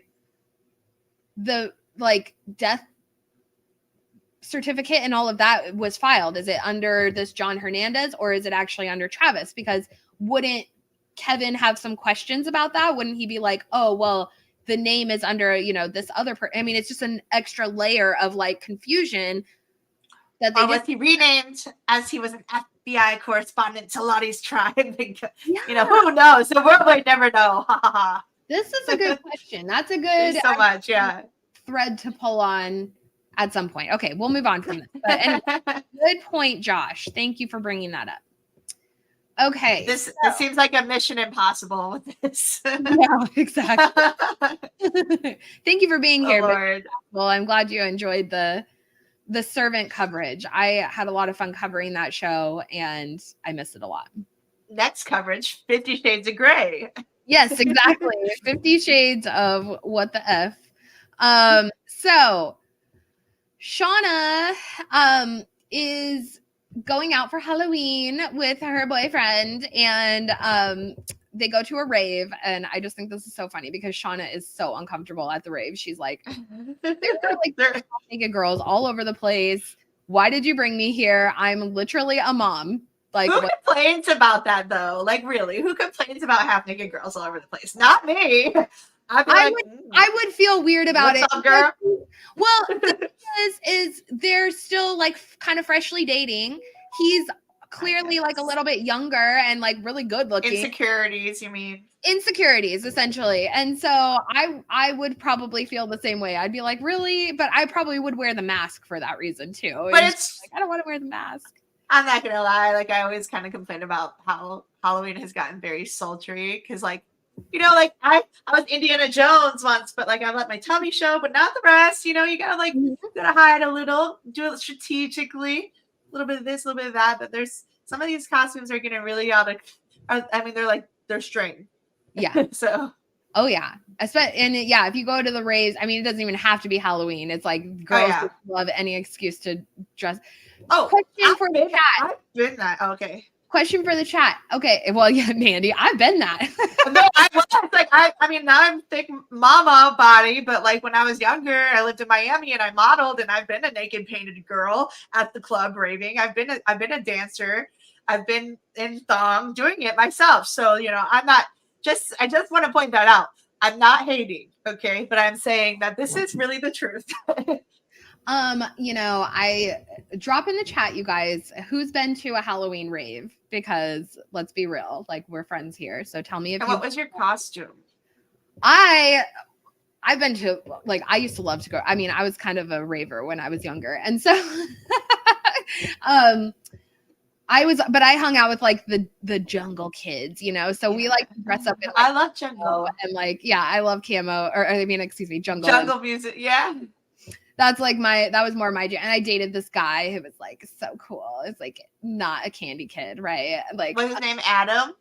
No, his name was Mike, but he was a loser, so whatever. Well, so the taxi driver costume, I have a taxi driver. I was a taxi one year, so. A taxi? A taxi driver, yeah. That's awesome. I drove him wild, okay?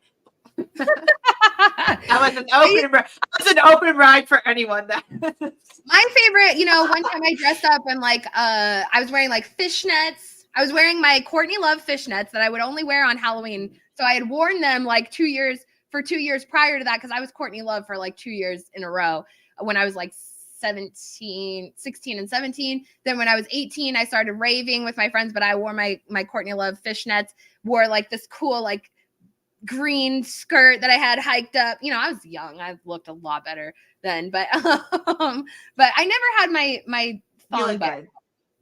Oh, well, you know. We tried. Well, my butt used to make me $150,000 a year, so that was always wearing a thong. I was pretty much like, that was my only identity. It was that. It's true. I have friends that I grew up with. Sorry, we're off on a tangent, but I have friends that I grew up with since high school that still love to go to raves.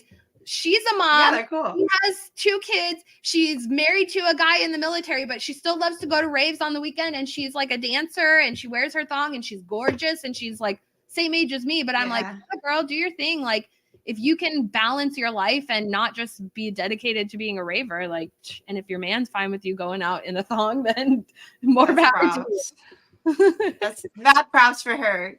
Yeah, girl. Dale de que puedo. Anyway, so tra-la-la. So Shauna and Adam, they're at their rave. They're having fun. They're dancing. Like, honestly, it would be fun to go with like a super handsome boyfriend like Adam. I would go anywhere with Adam. For real. I'd be like, yes, sir. Would you like to, with a like shotgun in hand, would you like to go this back alley with me? Sure. Yeah. You're making me laugh. You can rob my thong. It's all I got. Yeah, so they're having a good old time. They're dancing. They're having fun.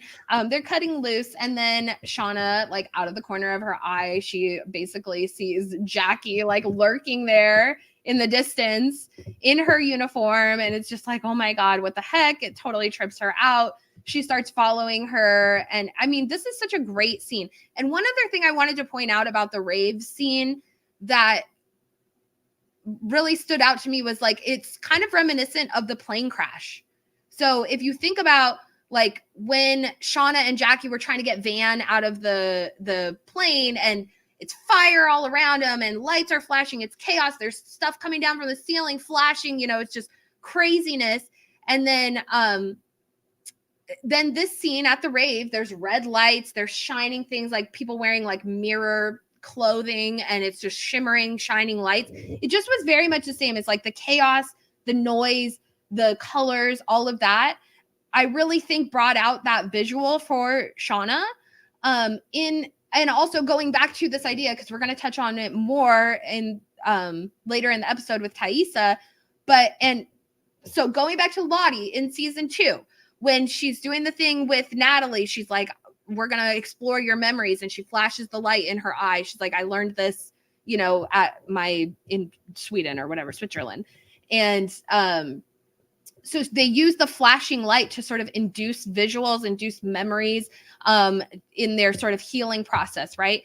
And so that was, for me, in this scene with all the flashing lights, and then Shauna gets this visual, it was so much like Taissa, who has the exact same thing happen to her later in this episode. So I think it kind of induced that and brought it out in Shauna, but also the fact that it turns out to be her daughter wearing Jackie's costume. And this is, again, going back to like this idea that Callie may be like a reincarnation of Jackie, or they're somehow like intrinsically linked with one another. But of course she's wearing her uniform and she took it out of her closet, and Shauna is just like, I told you to never take that out of my closet, and like yelling at her. And thinking about Shauna's closet, actually, back in episode 1, you know, where her and Jackie are like, she's like, wear the red dress. No, I don't want to wear the red dress. You know, it's just like, there's always the fights in the closet with those two. In the closet. Pun intended. Shauna's in the closet. We've discussed this. So. She is. So what are your thoughts on this scene, Mandy? And I'm just going to step away for just a quick second. Oh, no. Okay. Good. I trust. Right. My thoughts on this scene. Well, how crazy it is that you're going out for once in your life and you haven't gone out in a long time, and then you go and you see, not only do you feel insecure, you're having all these beautiful little girls around you. Well, they're not little girls. Let me retract that. Beautiful young women who are perky and wonderful, and your mom going out, and then you happen to see your daughter in the same place. And then not only that, you have to leave your man, God type figure that you're escaping with to go back to the reality. And she gets hit with the straight reality of her life when she's trying to escape her life. So that, to me, that would be traumatic just from the get-go. Oh, wait. But it was a lot to see, and I think it was very appropriate. I know it's kind of a big take on, but it was a quick reality of like, hey, you can't run from your life. And this was the beginning of what we see in Shauna's downfalls, of her, like, no matter what she's doing, she's actually just messing her life up more and doing all these, like, kind of, when you say no, she does it exactly. When you say yes, she does it exactly, or she does the opposite.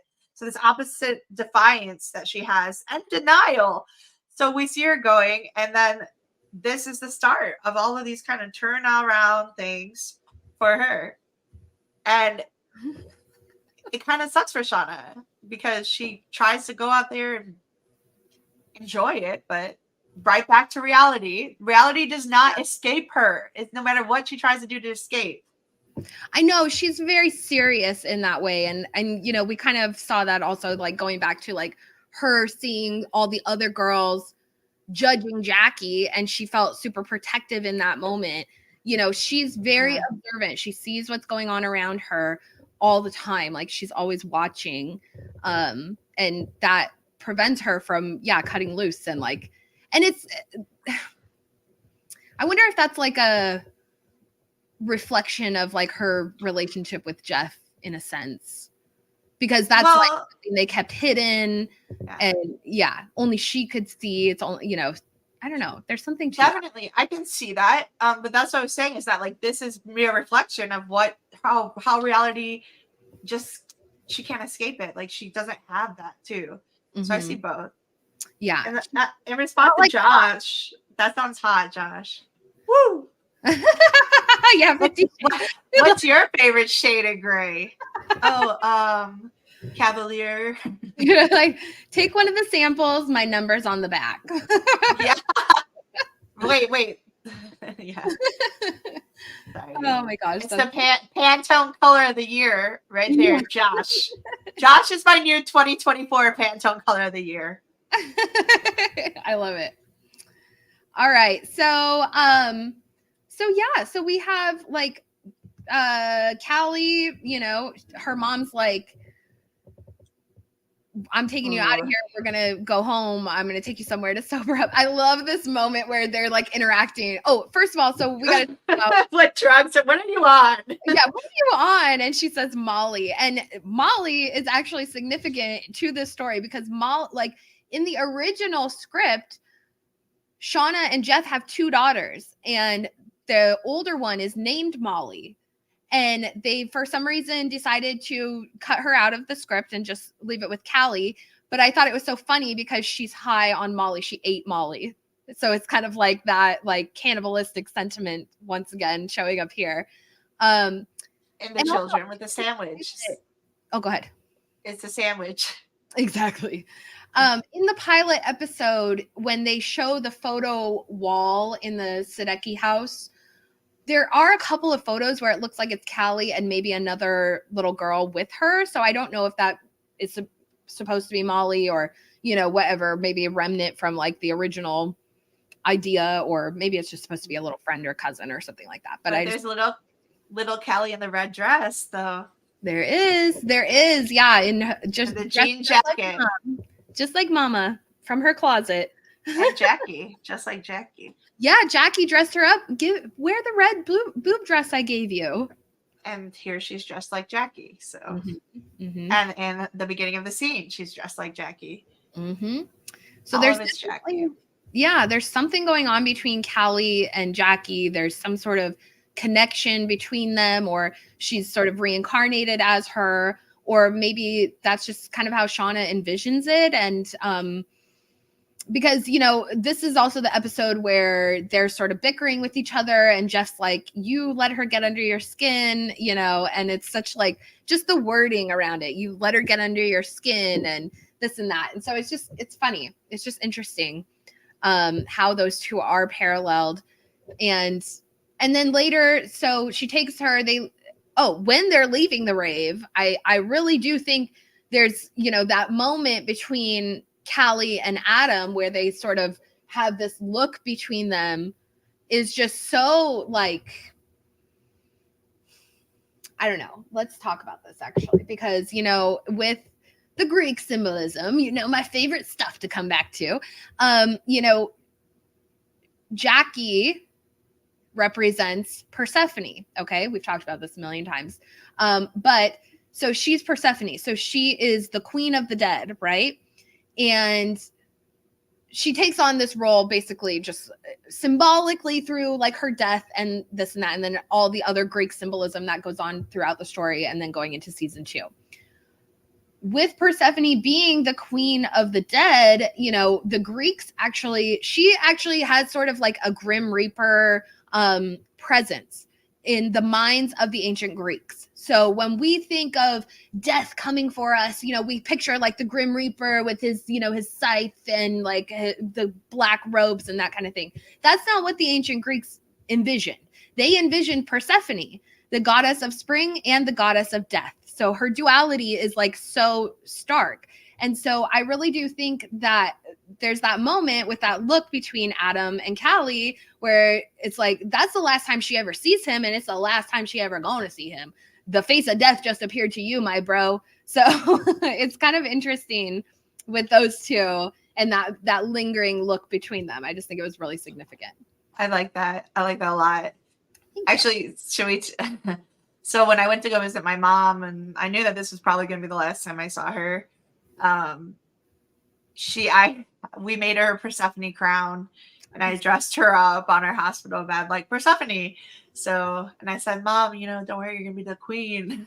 Like, let's do it. But it was pretty, I mean, Erin, what did you think? It was pretty something, right? I thought it was beautiful. I loved it. I'm so glad that you sent me those pictures. I just thought it was very like, I just think that was beautiful. I've been channeling all of your Persephone-ness into her. So, and then I went there like I'm going to be like Persephone. I'm going to help her go. And, you know, it's been real, but it was definitely a moment that I will always remember. So, well, the pictures were beautiful, and I'm glad that you have them. And then you bringing up this look. It's so true though. It's so that beauty behind it, and like kind of there was, regardless of maybe she was on the Kaikion. I'm sorry, the drink. Kaikion, yeah. Maybe Molly's supposed to be Kaikion in our modern repertoire. I love that. Yeah. For that, hey, who hasn't had it? I dig it, the Persephone look. Definitely. Okay, so before we hold on, let me just double check really quick. Okay, before we move on from Shauna.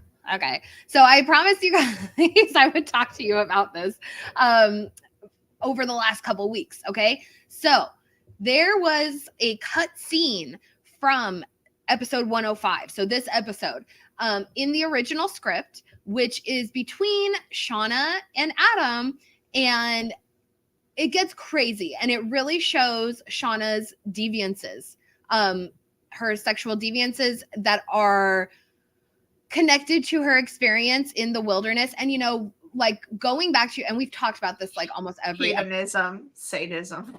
Yeah, and going back to like, I think it's episode 2 where where Shauna and Jeff go to marriage counseling together, and the therapist is like, oh, I want you guys to share a fantasy between each other. And Shauna's like, no. And Jeff is like, no.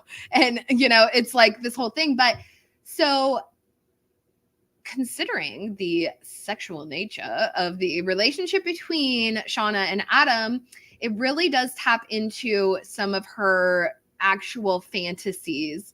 And I wanted to go ahead and read this with you guys. I posted this in my video that I posted last week, but I wanted to go ahead and read through it because it was just so like haunting and perfect for like just the whole theme. So let me pull it up. Or actually, you know what? I'll just read it to you guys from over here.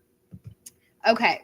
So fade in. So this is in Adam's loft, his bedroom. Okay. A loop of rope is coiled twice around a man's wrist, then cinched tighter, biting into the flesh. Now I want you guys to remember, I think I may have a photo from this, the scene of Shauna and Adam. It's very brief. I don't have a picture. It's very brief, but it's in episode 109 where she takes his life. Okay.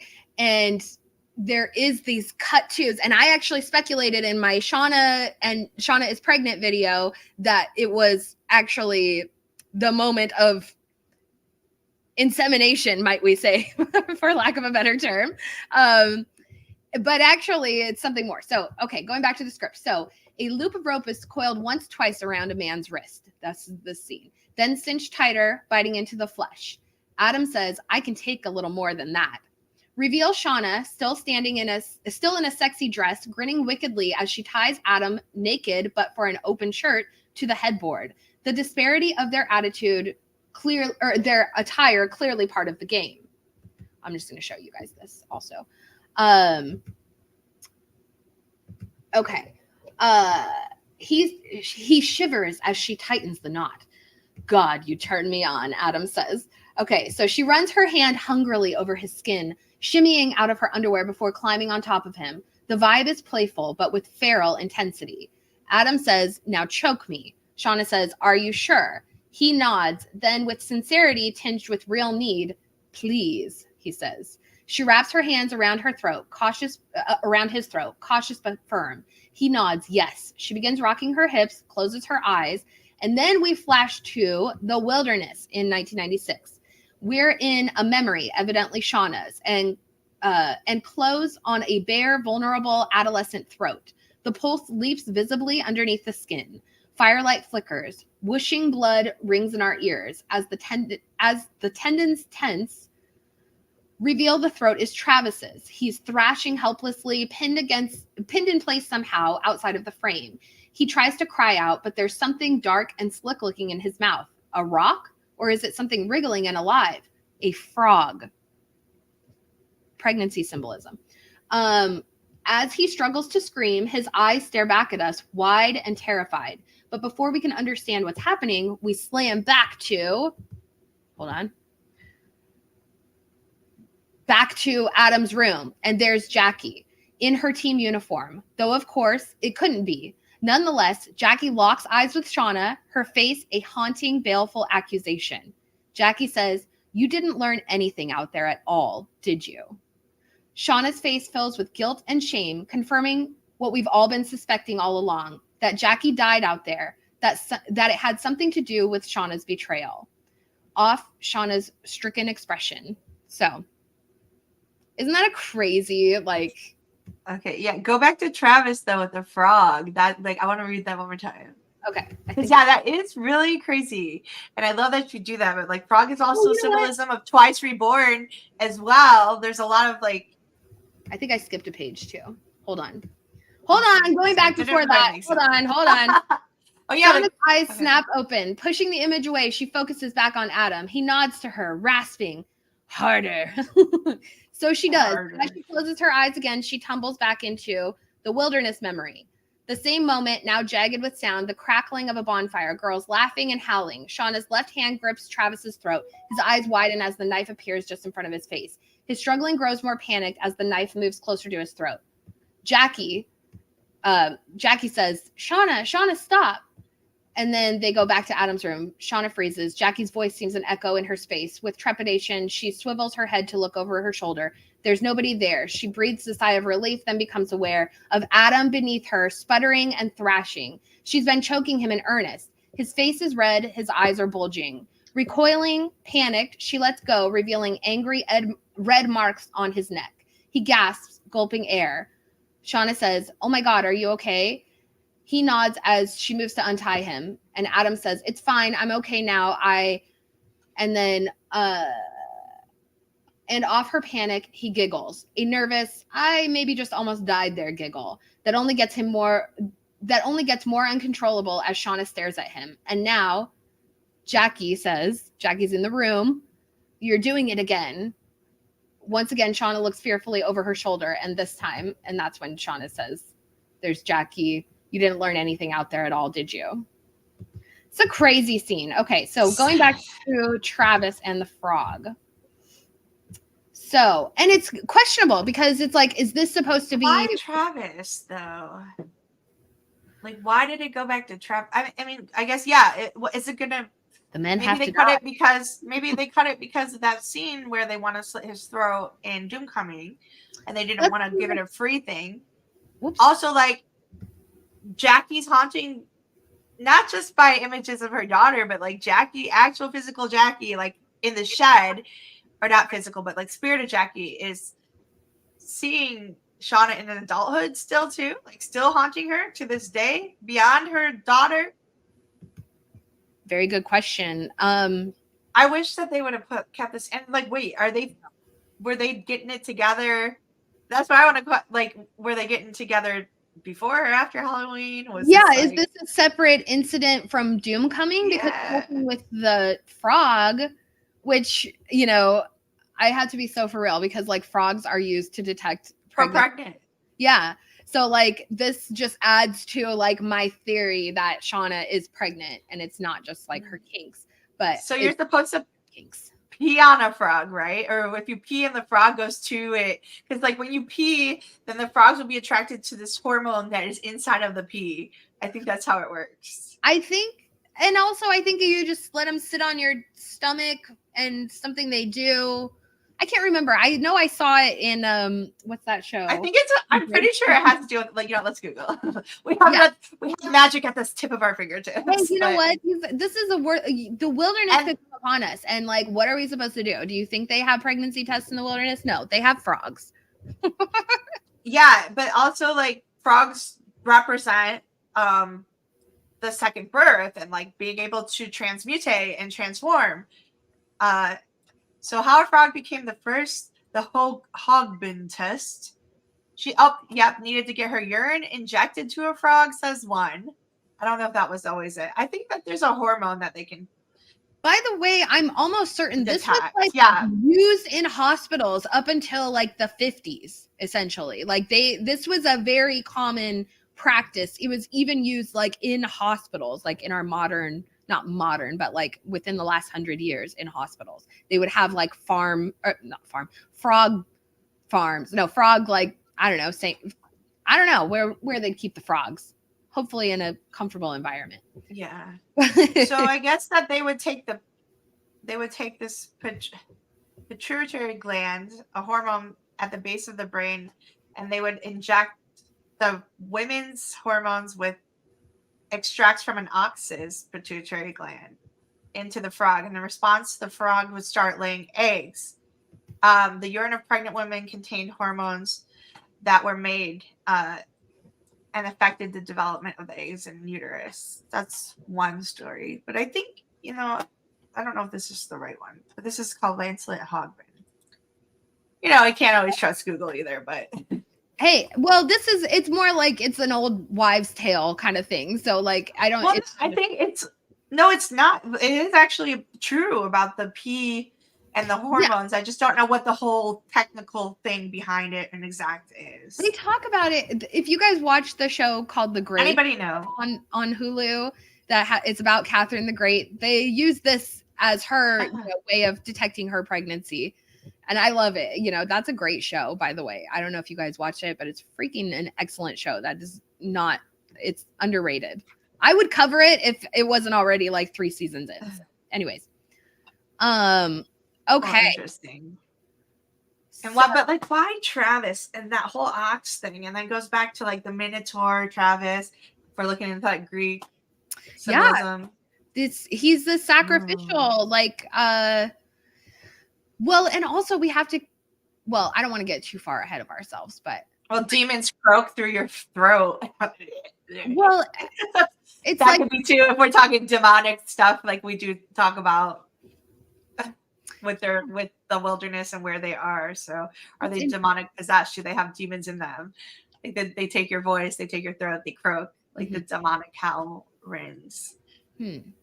And this that happens in this episode later. So, okay, we're going to get through Taissa real quick, and then we're going to talk about the actual seance. And I'm sorry, we're already at the 2-hour mark, so we're going a little long today, but we're having fun. So, and we thought we were going to go short because we didn't feel well. Yeah, I know. I told Mandy, well, if you want to tap out early, feel free, but I'm going for it today. But no, it's whatever. We've got a lot to cover. This is just one of my very. This was so interesting, though. I know, isn't it? I've been holding on to that. I'm like, no, I'm saving this for episode 5, but I have been so excited to talk about it with you guys. Like, it's just such a wild scene. And it just like tells us so much about Shauna. Even the whooshing blood ringing. How does that even sound? The whooshing blood rings in our ears. Well, and also I'd love to know if this happened prior to her run-in with Callie or afterwards, because it would have totally changed. Like at the, you know, she kind of leaves and takes Callie home and takes her to sober up and that kind of thing. But if this scene were included, would it have taken place before they actually go to the rave? And if that be the case, like, was she already experiencing these visions of Jackie? Was she having like a Kundalini like connection, right, or awakening where, you know, if she's sleeping with Adam, which we've conclusively decided that Jeff does not get Shauna off, but Adam does. So like, was she tapping into sexual primal energy that brought forth these visuals for her? Or is it connected to seeing Callie dressed as Jackie and that all kind of like came on at once? It's an interesting thing to contemplate. So, and also like, I mean, again, Kundalini, a lot of people think this is awakening, and a lot of people also think it's demonic influence. So could be both. I think Kundalini is primal chakra. Oh, I think so too. Energy. Yeah. Like, I love it. I believe I had a Kundalini awakening, which is, anyway, we're not going to that. But you're right. I believe it is it's primal energy that we all need to awaken it with us. It's that lightning rod. When we talk about Thor, we talk about the lightning strikes, your spinal chakras and energy, and the 2 serpents of the Kundalini, the light serpent and the dark serpent. Yeah. So, okay. Well, speaking of, let's move on to a dark serpent. Poor Taissa, she's struggling with Taissa. Oh my God, you guys. Taissa. Yeah. I just love this Taissa. It's just so beautiful. We're everywhere. I think she looks beautiful here. But Jasmine. I've got a couple. You know what? I'm so sorry. Jasmine is a beautiful girl, that's for sure. She definitely is. And I love these shots. I have to answer this phone call really quick. I'm so sorry. Let me go. Yeah. Actually, you know what? Whatever. No. One thing that I found really interesting in these shots here was like and I don't know this. I think this is from like actual like a photo shoot, because these are the official photos. But there's all these photos of like Ty sitting in dead cabin guy's seat. Whereas we know in the episode she was downstairs with Laura Lee. But there's a bunch of these photos here. I think I have another one where she's like sitting on the outside of the circle, which I included these photos because I thought it was like really indicative of like her positioning anyways, but I think it was just like from like a photo shoot of this scene versus like what actually played out in the scene. But I just thought it was like really crazy that she's sitting in Dead Cabin Guy's chair. And she has so much like death symbolism, you know? Okay, so let's go back. And it also is like, is she the seer? She travels between realms. Like who is those behind too? Like they're kind of out of the realm circle. Those are just the JV squad, the extras. Probably. Is that Javi? No, Javi's right there. Those are extras. Okay, yeah. It's Aquila, yeah, and that's Javi there. Okay. But yeah, she is like, who would even sit in the dead guy's chair? Like, I would not sit there ever. Like, is she disassociating here? I know. She could be Tree Tie. It could be Tree Tie coming in and leading. Yeah. Maybe. Because that's really weird. That's beyond weird. Like, I would have burned that chair. That would have been firewood. I know. It's weird that they kept it. But, you know, it's so funny because Ty later in the episode, she's the one that's like, I'm going to go up there and like sleep up there and I'm going to prove you guys wrong kind of thing. And it's like, okay, good luck with that. But nobody else. Maybe Tree Tie is dead guy.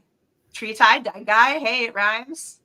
Well, and we've talked about this because of her connection to the man with no eyes and he's supposed to represent death. And so it's like, I think she has a lot of like death symbolism like attached to her in that way, which is why she's always like, oh, well, we don't believe in that. We don't believe in that. You don't believe in that. We're not scared of this. I'm going up there to sleep and I'm going to prove you all wrong that there's nothing scary up there kind of thing. That's the fight in her. Yeah. To her trauma response. So I have to make it like frosted window panes, candles gleaming inside, seance markings on the tree, spirits on his way. There's a plane with girls. Exactly. So we have yeah.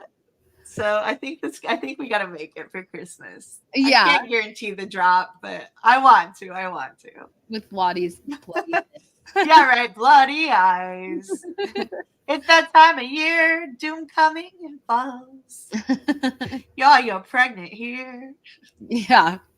So Ty has figured out that Shauna is pregnant. Her whole deer blood thing. I just love that actually that whole scene, like where Shauna goes over and she's trying, you know, she dips the deer blood in and then Ty comes through.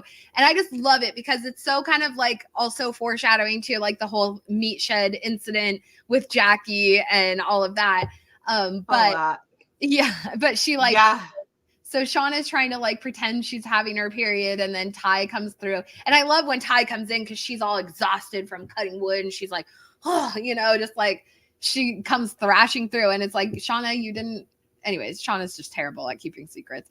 But but also I love about that because Ty immediately realizes there's something fucky going on and she's like, she follows her. So Shauna goes to go back to camp and she goes up to Jackie and she's like, thanks for jinxing me.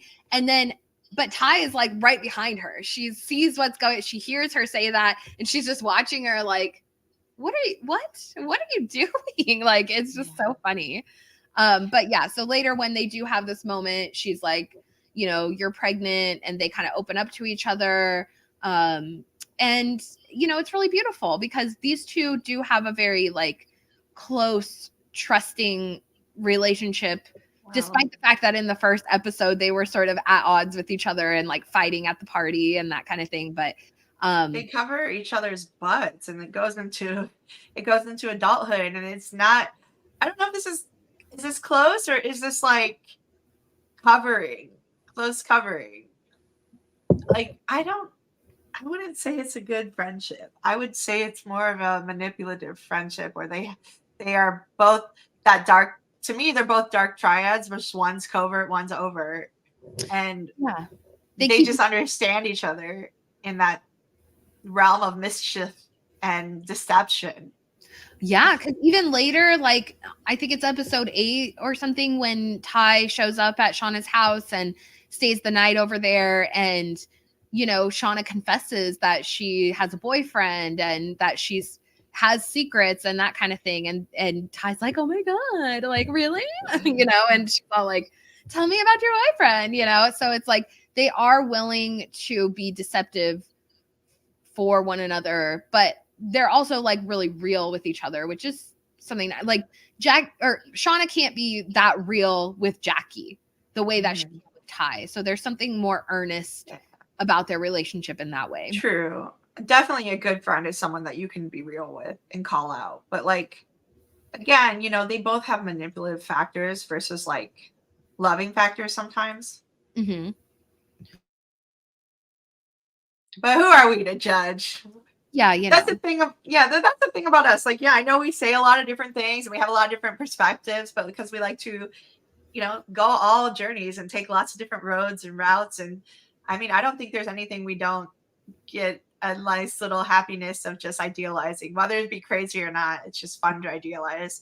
Like, I think we're not out there to be right. We're out there to be conceptualized. Yeah, and just explore. I mean, there's so much to analyze in this story because there are so many main characters and they are all so uniquely different and messed up in their own way. And so there's to say what's right or wrong. I mean, you know, there's obviously like conditioned norms, but it's just everybody. And that's the point. It's like, we're all conditioned to think different things are right or wrong. We're all conditioned in our narcissistic ways to think that this is normal, or this is the stuff we do in our trauma bonds or trauma ways. We're all conditioned, and the things we go through, like, there is no right or wrong is very, you know, insignificant. What's the word? Yeah. Well, it's all perception. Well, and also we have to consider, like, because these women have gone through this extreme trauma, it's like they're almost allowed to get away with so much more. Because they, you know, like, they have, like, they're used to it. Yeah, they should be dealing with their trauma. They should be addressing it. But, like, who's gonna say, like, you know, Simone tries to tell Ty, but Ty doesn't listen. You know, Ty's like, they each believe that they've sort of handled it in their own way, and that their, like, dependence upon each other at the end of the day is more significant. Keeping the secrets is more significant than, you know, any help that an outsider could give them. You know, they believe, it's kind of like Van says in season 2. She's like, we protect our own, we take care of each other. And I think that they all operate in that mindset, whether overtly or not, you know.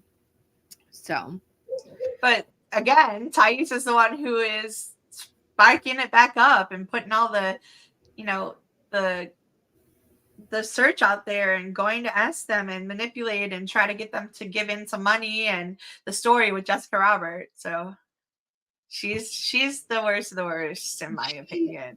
Yeah, because she knows what she's doing. Shauna doesn't know what she's doing. Shauna just does it, and she just doesn't know any better. I mean, she does, but, like, she's just not, like, putting it together. Whereas Taissa is, like, manipulatively planning it. Yeah, she sets these situations up, and we see that really crazy in this episode. She sets the situation up with Sammy to, like, sorry, it's down here.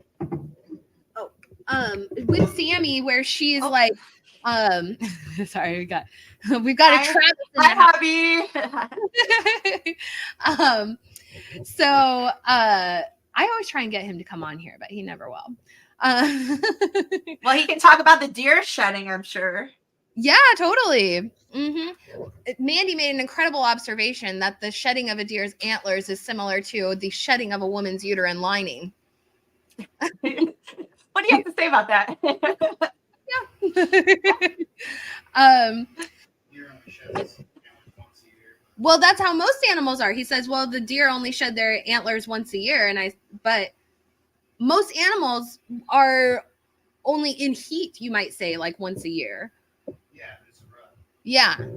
So we humans, we're just extra horny all the time. But something like that. Yeah. I'll get my celestial hunter on here one day. So Ty does set these situations up for herself where she kind of self-sabotages so that she can, like, fix it and look like she's the hero, right? She's like, and she'll take accountability with Simone, or like almost fake, I guess you might say. I think it's fake. Yeah, she's like, oh, this is what I'm supposed to say. This is how I appease the people, kind of thing. But she's being terribly damaging to Sammy, like terribly. Like the things she's doing are sorry. Nothing going on back here in the background. So yeah, she's terrorizing her son, really, at the end of the day, is what it comes down to. Like the red paint stuff, and the bad one, and sitting outside of the tree to the point where he has to cover up his window. Like he's absolutely terrified of his mother and like what she is becoming, but he doesn't know how to verbalize that. So you know what this reminded me of? The Boy Who Cried Wolf. How he's crying and saying to his mom, and literally that's when we're seeing the wolf references too. Mm-hmm. They're showing us literal wolves in the imagery throughout the scenes. It's kind of a twist on it, but yeah, he's literally saying it's not me, it's not me. And here's Taissa, at least the suppressed part of her, the dissociation, which is covert narcissist 101. They dissociate. Like it's literally proven the dark triads dissociate. But he's telling her the truth and he can't say the truth, or he's saying, it's kind of a mix on that. At least the storyline goes is that he cries wolf, and then the town comes and there's no wolf, and they're kind of laughing, and then he cries it again. Then when there really is a wolf, that no one comes to help him, and so it's kind of a twist on that. Definitely, I really like that. That's a good point. And Taissa is the wolf. So like when she's sitting there saying there is no wolf, it's like, Mom, you are the wolf. But it's her boy, it's just a weird twist, but it follows. But it's really like Taissa is not listening to her son. I love that though. That's a really great parallel to The Boy Who Cries Wolf. Speaking of the little wolf, wanted to point out, speaking of the little wolf, R.I.P. Benji. I love this dress because it's so perfect for Ty, because it's like it's got like leopard print underneath, and so when she's walking, when she goes outside, you can't see it while she's standing here because she's like all demure and like being like her boss bish self, and so she's standing there, she's on the phone, but then when she goes out after the wolf out in the street, her dress is like flapping and you could see that wilderness underneath it, and it's just so cool. I just love that dress. It was such a great flapping in the wind. The wilderness wind, totally howling wind. And I also noticed like the blue in this dress is very similar to the blue in Jackie's blanket, which may or may not have any significance, but I just thought it was like, kind of pointing to Taissa's sort of death symbolism that she carries, right? So can we not call that a shade of gray? No, I'm just kidding. Hey, I don't know. I had to throw it out there. But yeah, so she has this weird moment. Her and Simone are like making out. It's like they're very like affectionate with each other. Van Deuschen blue. Oh, good find. It could be a gray. It could be definitely a gray. We're calling it, it's in the gray family. But yeah, so Taissa and Simone are like making out. Those two are like very like, I mean, for being married, that's hot. Like, yeah, I suppose, but it's like, good God, do you like people that are married for like a decade still making out on that level? Like, I don't even kiss my husband. As you can see, I'm like, hi. But despite the sexual innuendo behind it, the whole you're always trying to get in, and she is always trying to get in, like mentally too, not just physically, mentally. That's how I view that. I was like, hey, you know what though? And then Taissa goes and doesn't care, but Simone's always trying to get into her head and just get in with her in general, not just sexual. Like she's trying to do her job as a wife. And I love that Simone came in also with the yellow pants and like this kind of sun shining thing. Yeah. So you see the difference in the gray and yellow, the blue and yellow too. So totally. Yeah. Simone is definitely like a light aspect of Taissa, you know, her lighter side, because Tai is just so, but you know, and we've talked about that too, where like Simone and Van are, and like Jessica Roberts and Bethany, they're all like Taissa's entourage, flying monkeys, keepers, you know, and that flying monkeys. Yes, exactly. And so that ties into so much more, but also with like Greek symbolism, but also like her narcissism and her entitlement and feeling like she deserves that almost. There's like an entitlement with Taissa where she's like, no, I need this person to do this. I need this person to do that. This is my wife. She's here for like, everyone has their purpose. And if you don't have a purpose, then she doesn't really have room, you know, in her life. We even see that later when she goes to Nat's and she's like, my phone has just been ringing off the hook since my press conference. And so I just need to know, why am I even here, kind of thing. Like, right. That was such a, I got irritated about that thing. But yeah, and the same with that. Since we first are introduced to her with Allie, like, let's go. I'm going to stop her. I'm going to do this. Like, back over underneath.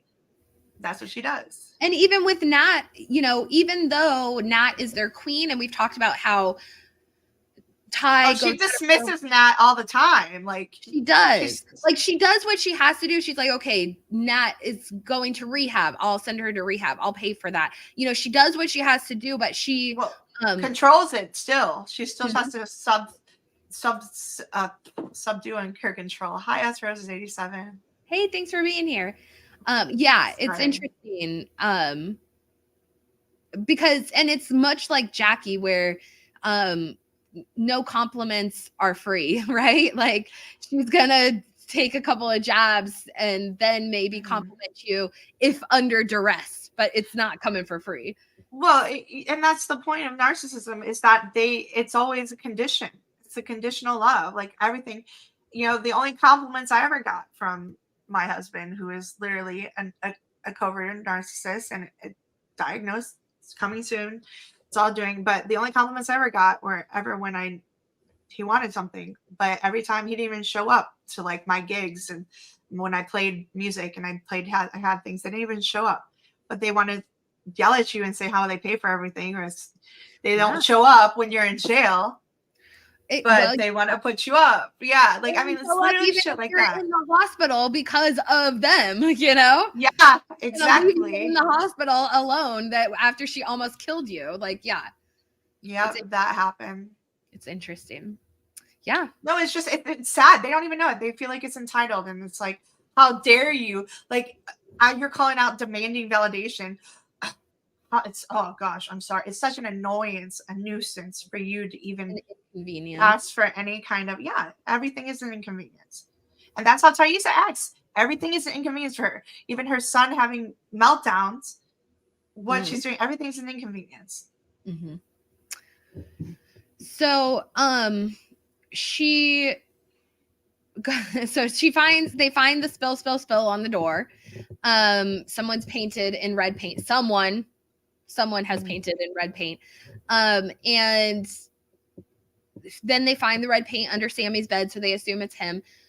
And Simone has been telling Tai for a long time. She's like, you know, there's something wrong with Sammy. He's not adjusting well. Something's bothering him. He's having a hard time. He misses his mom. He needs you here. Things are different. And granted, like, yeah, kids go through issues and they wish they had their parents there. Parents have to work. Parents have to support the family. And so sometimes it's like, you know, sometimes when Simone is going so over the top, I'm like, why don't you calm down? Like, be mom and let dad be dad. And Tai is obviously dad. So like, you're going to have to pick up the slack because Tai is trying to like create a better life for you guys by working hard and, you know, making those advances. But it's truly coming at like a cost to her and her sanity and, you know, the family. And so, well, it's an inconvenience for her, everything it does. And if she would have just addressed it from the beginning, it wouldn't have gotten so out of control. Yeah. But her playing the role of dad, she's not playing it. She's just trying to control and manipulate, not say like, listen, son, there's a time and a place. Like, you still have to, the role of dad isn't just like that. You still have to have and understanding and connect with it, not just, disgrace it. True. And they're trying to be like I can't remember the words that they used. But when they went to their dinner or whatever, the guy was like, "Oh, this is what progression really looks like," kind of thing, because of Ty and Simone being women of color in, a gay relationship. And so to that, he's like, "Oh, this is what progressive is," and yada yada.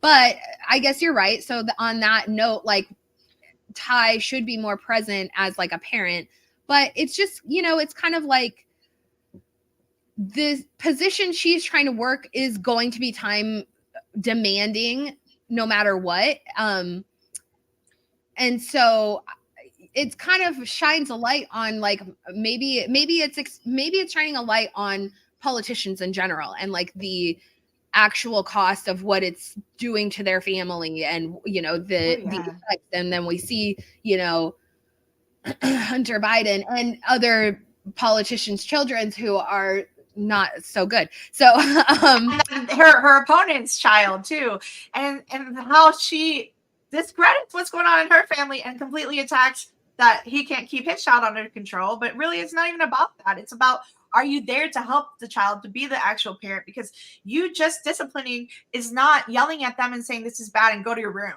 It's you saying, hey, listen, in life we have responsibilities, and there are actions and consequences for your reactions and actions.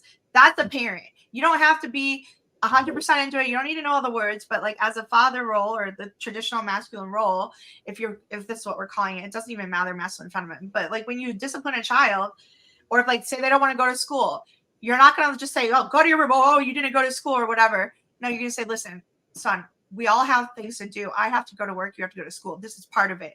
So now we have to work better, but you're grounded until you can, for skipping school this day," or whatever.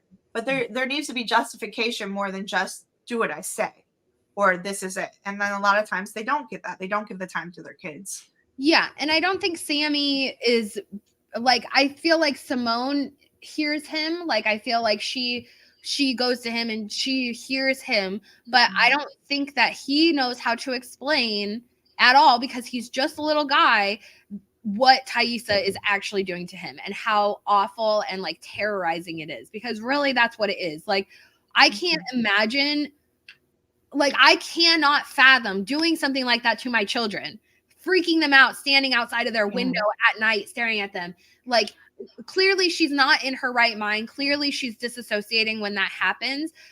And the effects that it's having on Sammy are detrimental. It's really sad and like messed up. And so, yeah. Well, it happens the same with like drunk families and parents, and it happens the same with lots of childhood trauma and abuse in the home. Things like that happen. And it literally, the child loses their voice.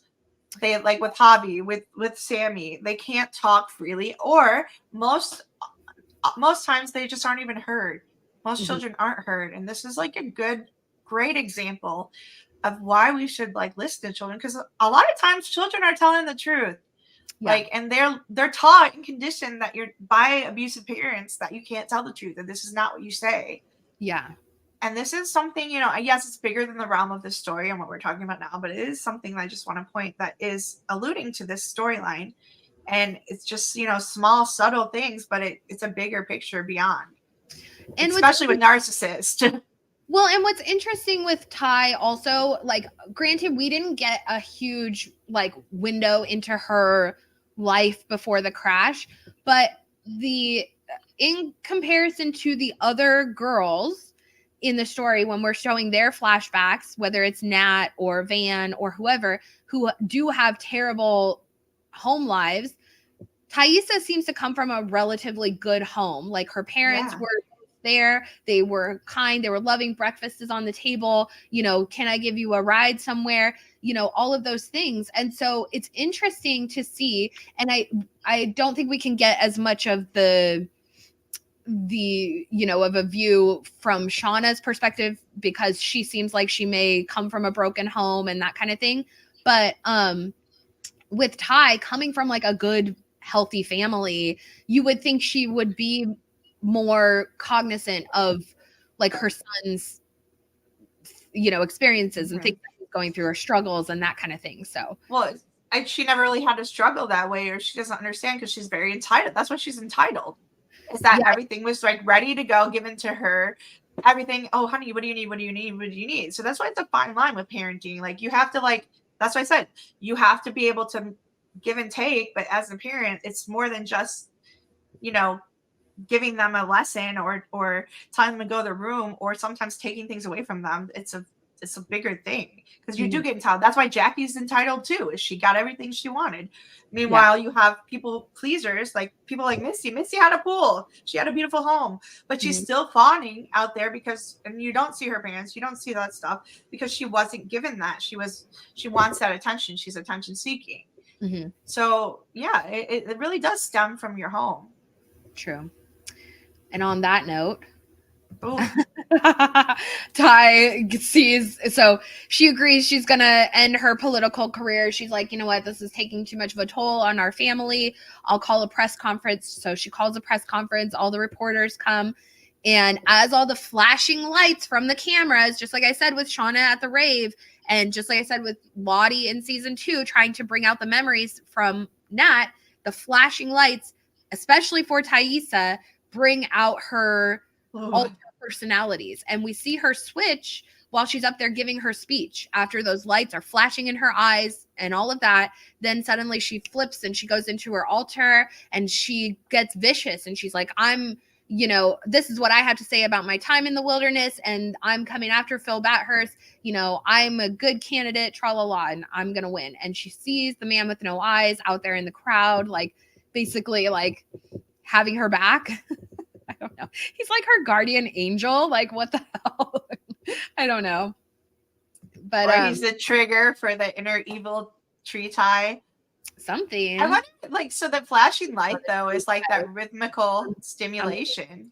Oh, I'm sorry, I was interrupting. I'm just talking. No, you finish.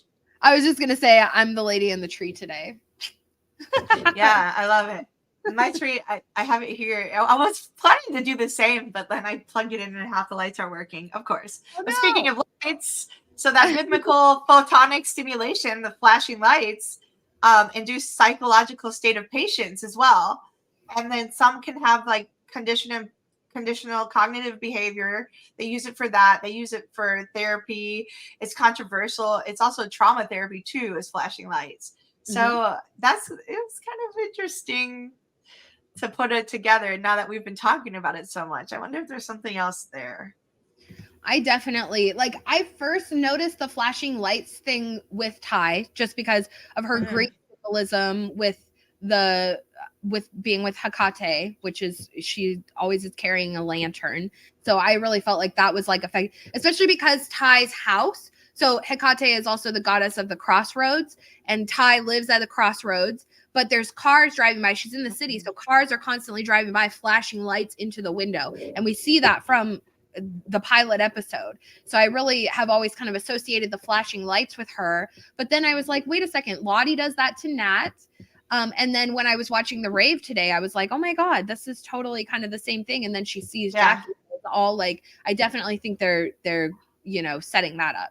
Yeah, well, I think it's because of the gaslighting. Like, Tai is literally gaslighting. She runs out of gas. She's always in the driver's seat. It's literally gaslighting. That's why there's no eyes. She's running on gas. Very good point. So that's why, and which is like, you know, covert narcissistic 101 gaslighting is what they do. It's just, and then she does that. She does it to her family. She does it right here. With where she says she's going to do something and then says the complete opposite, or denies saying that she was going to do it, or tries to like covertly say to Simone, oh, you know, like, you know, I know you wanted that, but, you know, I justify why she completely degrades, devalues, and demoralizes everything she does. So, oh, you're on mute, babe. Definitely. Okay. All right. Well, let's move on, and we are going to talk about the seance. So, and we'll try and wrap this up in the next 20 minutes or so. We'll see. So if you're here watching now, drop in the chat. Have you ever partook in your own seance with your friends as a teenager? Playing light as a feather, stiff as a board, doing seance-y things, meditating, being weird. So, just drop it in the chat. Share with us. Personally, I definitely have. I can recall specifically one time having a sleepover with my friends. We were probably like in 7th grade or something, and we were playing light as a feather, stiff as a board, and like we were just like, we're into it. And I don't know if you guys have played that or like done that or whatever, but I swear to God, it works. So yeah, so some things like that. And it's so funny. I was thinking about this. It never worked for me. We tried it. It never worked. So you got something. Maybe it's you out there in the wilderness. What can I say? I'm from the Pacific Northwest, just like the wilderness. So. We were playing in Detroit, so it's a lot different over there. I mean, it's pretty much the wilderness too. Well, you could go to the Great Lakes. So that's a powerful place, but yeah. But, we were too gaslighting and hard-headed over there. So we had fun. And it was so funny. So I was wondering, the one girl that we had the sleepover at her house, Brina, if you're watching randomly, hey girl. She's also still kind of a hippie chick. So like, I know Brina is like into the energy. Well, so anyways. Let's just say her name is Brina for purposes. So Brina. I don't think Brina would mind if I called her out, but what's so funny is like, so we played that at her house, and then and it seems like it worked, and then like, she and I weren't like particularly close friends, but then I was thinking about it. I was like, oh my God, the other time I went and spent the night at her house, and I went for like a 3-day sleepover. Sorry, my daughter's making noise. It was on the spirit of the seance. Yeah. It was on Y2K. So on the millennium, like New Year's. And I went and I stayed a couple nights over at her house. And so I'm like, dude, Brina and I had like some weird magical cultivation together. Let's be so for real. So I hope she's watching. If so, what up, girl? Anyway. I'm jealous. Now you don't Brina, okay? Now I'm coming up with my magical I'm jealous. Game recognizes game. No, she actually I think it's like a yoga instructor now. So I'm like, right on. Makes sense. So okay, Lola, I did a seance with a friend when I was 11ish. From what I remember, I saw a white blurry figure in the room. Ooh, I like it. S Roses, I used to play light as a feather, stiff as a board. Or I played it a couple times. I also used to meditate a lot, and I need to start again soon. Don't. I meditate like 3 hours a day. An hour when I wake up, an hour and before I go to bed, and then in between if I can. So 2 to 3 hours a day. I'm not as good about meditating. I like meditate when I'm in water areas. Like yeah. Sorry. My daughter wants every full moon I'm skinny dipping in my pool, and I'm just like meditating, floating. I'm floating. Yeah. That's awesome. Yeah, it happens. Okay, so Jackie decides they're gonna have a seance. She says, let's do this, it's gonna be fun, it's not the occult, it's all good, like it's chill, like we need to cleanse the spirits from the attic and recognize that this is like a neutral zone now. I love Jackie, she's actually quite witchy. Basic witch recipe, duh. Deer, blood, and dirt. I mean, let's be so for real. So she does know quite a lot. She does. It just like comes naturally to her. Like it's a natural instinct, which is, maybe we should contemplate on that, a little more. Basic instinct, Jackie, 1996. Yeah. But so she marked all the girls. And one thing I wanted to point out about the mark, the X that they put on their heads is, I'm sure many of you recognize that. So Karin Kusama, who directed the pilot, and she's also a producer on the show, and she also directed episode 209, I think. And she's an excellent director. She also directed Jennifer's Body. And Jennifer's body has major influences on Yellowjackets. That's like not at all. There's so much, like so many parallels. But I loved it because there's in Jennifer's body, it's a huge thing of like doing the X as like a almost as like the symbol. They use the X as like a symbol, and they also use it as like to X each other out, like X out Needy, X out Jennifer, you know, like it's just kind of funny. So I thought this was really reminiscent of that because the X's are so prevalent in that. Or Ash Wednesday. That's what I thought. I was like, oh, this is kind of a communion thing. Like, oh, this is really more of a spiritual level that they don't even know that they're doing. And over their third eye also. Yeah. Like, right where they did that. That's a really good point. Yeah. So Jackie sort of starts the ritual. Shauna is the the voice, her instrument. Hi, honey. What's the matter? And she is using a pendulum, which is the knife, which I absolutely love. It's so funny. And I was kind of also thinking, like, the way they're sitting in the circle, is that sort of reminiscent of the symbol itself with like the circle and then like the lines cut. Oh wait, the two over here, the two people, the one person. Yeah. Oh, maybe with like on the outside. Yeah. There's something to it. It was reminiscent of that. So sorry, I have a little creature back here behind me. Great notice on the. I didn't even realize it was the knife actually till you just said it now. Great notice there. Mm-hmm. I love it. I think I have a photo maybe. And then here's Shauna's tool being used as a tool, more than one thing. Yeah, a real tool of the wilderness, an instrument, a vessel for the voice of the wilderness. What does Jackie say? Oh, Spirit, we offer our sister as your instrument. Come to us and speak your peace. She is the instrument. Yeah, she really is. Ooh, I got chills. I just got chills. I love it because they're so like intertwined, you know. And this is, you know, maybe maybe we could think about this being part of the Eleusinian mysteries in a way, or a precursor or something like that. But anyway, so they sit, they commune with the spirits. They paint their heads. They're, you know, going around sort of, is Principal Przonsky having an affair with Miss, you know, whoever? And then Misty, you know, she's like, oh, does the person I like me back? And they're just kind of goofing around and having fun, which I just love to watch because I'm like, this is so real. Like, you know, for a bunch of kids that are kind of sitting around playing at having a seance and that kind of thing, they're still giggling and like asking silly questions about their principal and their teacher and, you know, just kind of silly stuff. But then, and so downstairs, Coach is down there being poisoned by his tea.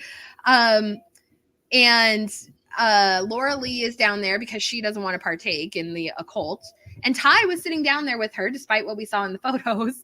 I know. They keep changing because I think I see Javi too in a different spot. Now Javi is where his brother is. And yeah, so I think I've got there. So Javi was downstairs and he's like, I'm going to go see what they're doing. And I love it because they almost like they separated him because they're like, no, he's just a kid. Like he should stay downstairs kind of thing, which is kind of funny. But he goes up there and of course, leave it to Javi to be straight Orpheus over here. He's like, are we all going to die? Yeah, I love it. He's so like, he's such the great analogy, the Orpheus. Yes. Yeah. And so, yeah, he asked that and everyone's like, oh, okay. But then, and they all kind of like get a little freaked out by that question. And then that's like immediately when Lottie starts to sense like whatever coming through the window and she just freaks out. She starts screaming. She's like sensing this and the window flies open. So it's not even just like she's sensing it. Like the window came flying open. That doesn't just happen. It's an old, rusty old cabin that they hadn't even, it's not like they've been up there like opening the windows, getting it all like, you know, whatever. It's still like cobwebby and scary up there. And so the fact that the window just flew open is like so wild. I like this comment. Both Lottie and Jen are wearing pink, which makes it feels like some sort of foreshadowing to me. Interesting. Could be, yeah. Pink is the color of the heart chakra. Mm-hmm. Jen, what an interesting character. Jen and Melissa. Although I like Melissa a little bit more just because she's so weird. Like, I love her little hat. I kind of wish she would live. But maybe not. I mean, our food. They're still JV to me. Yeah, true that. Okay, so Lottie starts tripping. She's having visions. She's screaming like crazy, and she starts speaking French. Mandy. Mandy is our French correspondent today. What? No, definitely not. Why? Because I tried to French kiss? What? No, I just thought your outfit was very French. Oh, yeah. Oui, bonjour. Yeah, that's all. I don't know. Like, French fries. No, I'm not. So one of the really interesting things that I noticed is, and I don't know why this didn't stand out to me sooner, but when today. What? Fluency. It's my French accent. It's really bad. Oh, yeah. I'm sorry. Okay. Anyway, yeah. I took French and I literally I took German in high school and I like loved German class, and then I went to college and I tried to take French and I could not transition from German to French. It's just like no, my mouth is not meant for that. The only one I really know is like voulez-vous coucher avec moi ce soir? Where my sisters at? I hear maybe we need a Jen and Lottie Lady Marmalade. Oh, that's what we need from this. And they're pink. Some sort of Lady Marmalade. That's so funny. Rendezvous. I think that's a French word too. My sick laughter is coming out. It sounds so terrible. Yeah. I got a cough. Okay, sorry. There is, Moni G will know it. There is a really good French, they do it in Canada. They use French fries and they put gravy on it. Yeah, so that's I can get down on that. I can say that French word. Yeah, exactly. Actually, I'm gonna have to make that today. Oh my gosh, we make it all the time. Getting some pregnancy cravings over here. Okay, anyway, back to Lottie. Oh, I'm having that for dinner because we're having burgers. Anyways, we're just talking. Okay, I hope you guys are enjoying it. Okay, so Lottie, she grabs Shauna like immediately after she starts like having whatever freaking out. She grabs Shauna and she's like, "It's already inside of you." And I don't know why that didn't stand out to me sooner, but I'm like, what the hell does she mean? Is that have to do with the baby? Do you think? Oh yeah. Yeah? Oh yeah. Yeah. I mean, that makes sense. I don't know. Or maybe I don't know. Well, honestly, when I heard that, I'm like, narcissism. It's already inside of him because that's my thing right now. Yeah. So it's like it's in all of us. It's already inside of you, and it just gets brought to life. So. Mm-hmm. Well, I thought of that too, as like, oh, maybe it's just like their sort of primal nature or something like that. Or even like, maybe it's already inside of Tai because she has the man with no eyes. Like, is there something like that? Or does it have to do with the baby, which the baby was conceived under sort of like dishonest, circumstances. And so could that be that? I don't know. It was a interesting line that just stood out to me this time more so than before. But so she starts freaking out. She's saying "Il veut des sang," which is he wants blood, and she's saying in here or out here. And yeah, she's just losing it, freaking out, screaming. Finally, Laura Lee, she's like, she goes up and she's like, well, she goes to Coach and she's like, "Coach, should we try and stop them?" And Coach is so messed up because of the mushroom tea.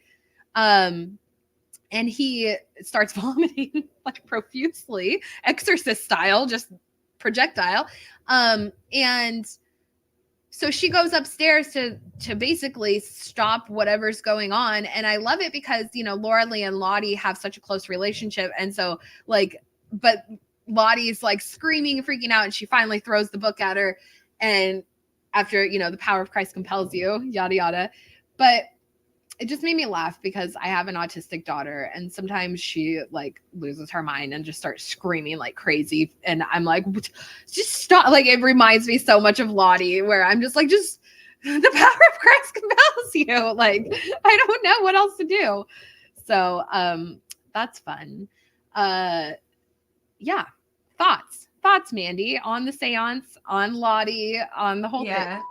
Well, my kid's about to get off the bus right now, so I'm saying, but yes, but I know we're running, so I didn't even realize what time it was. Doctor's calling me, everybody's going. Do you need to get off the thing? I can wrap it up. We're pretty much all done here.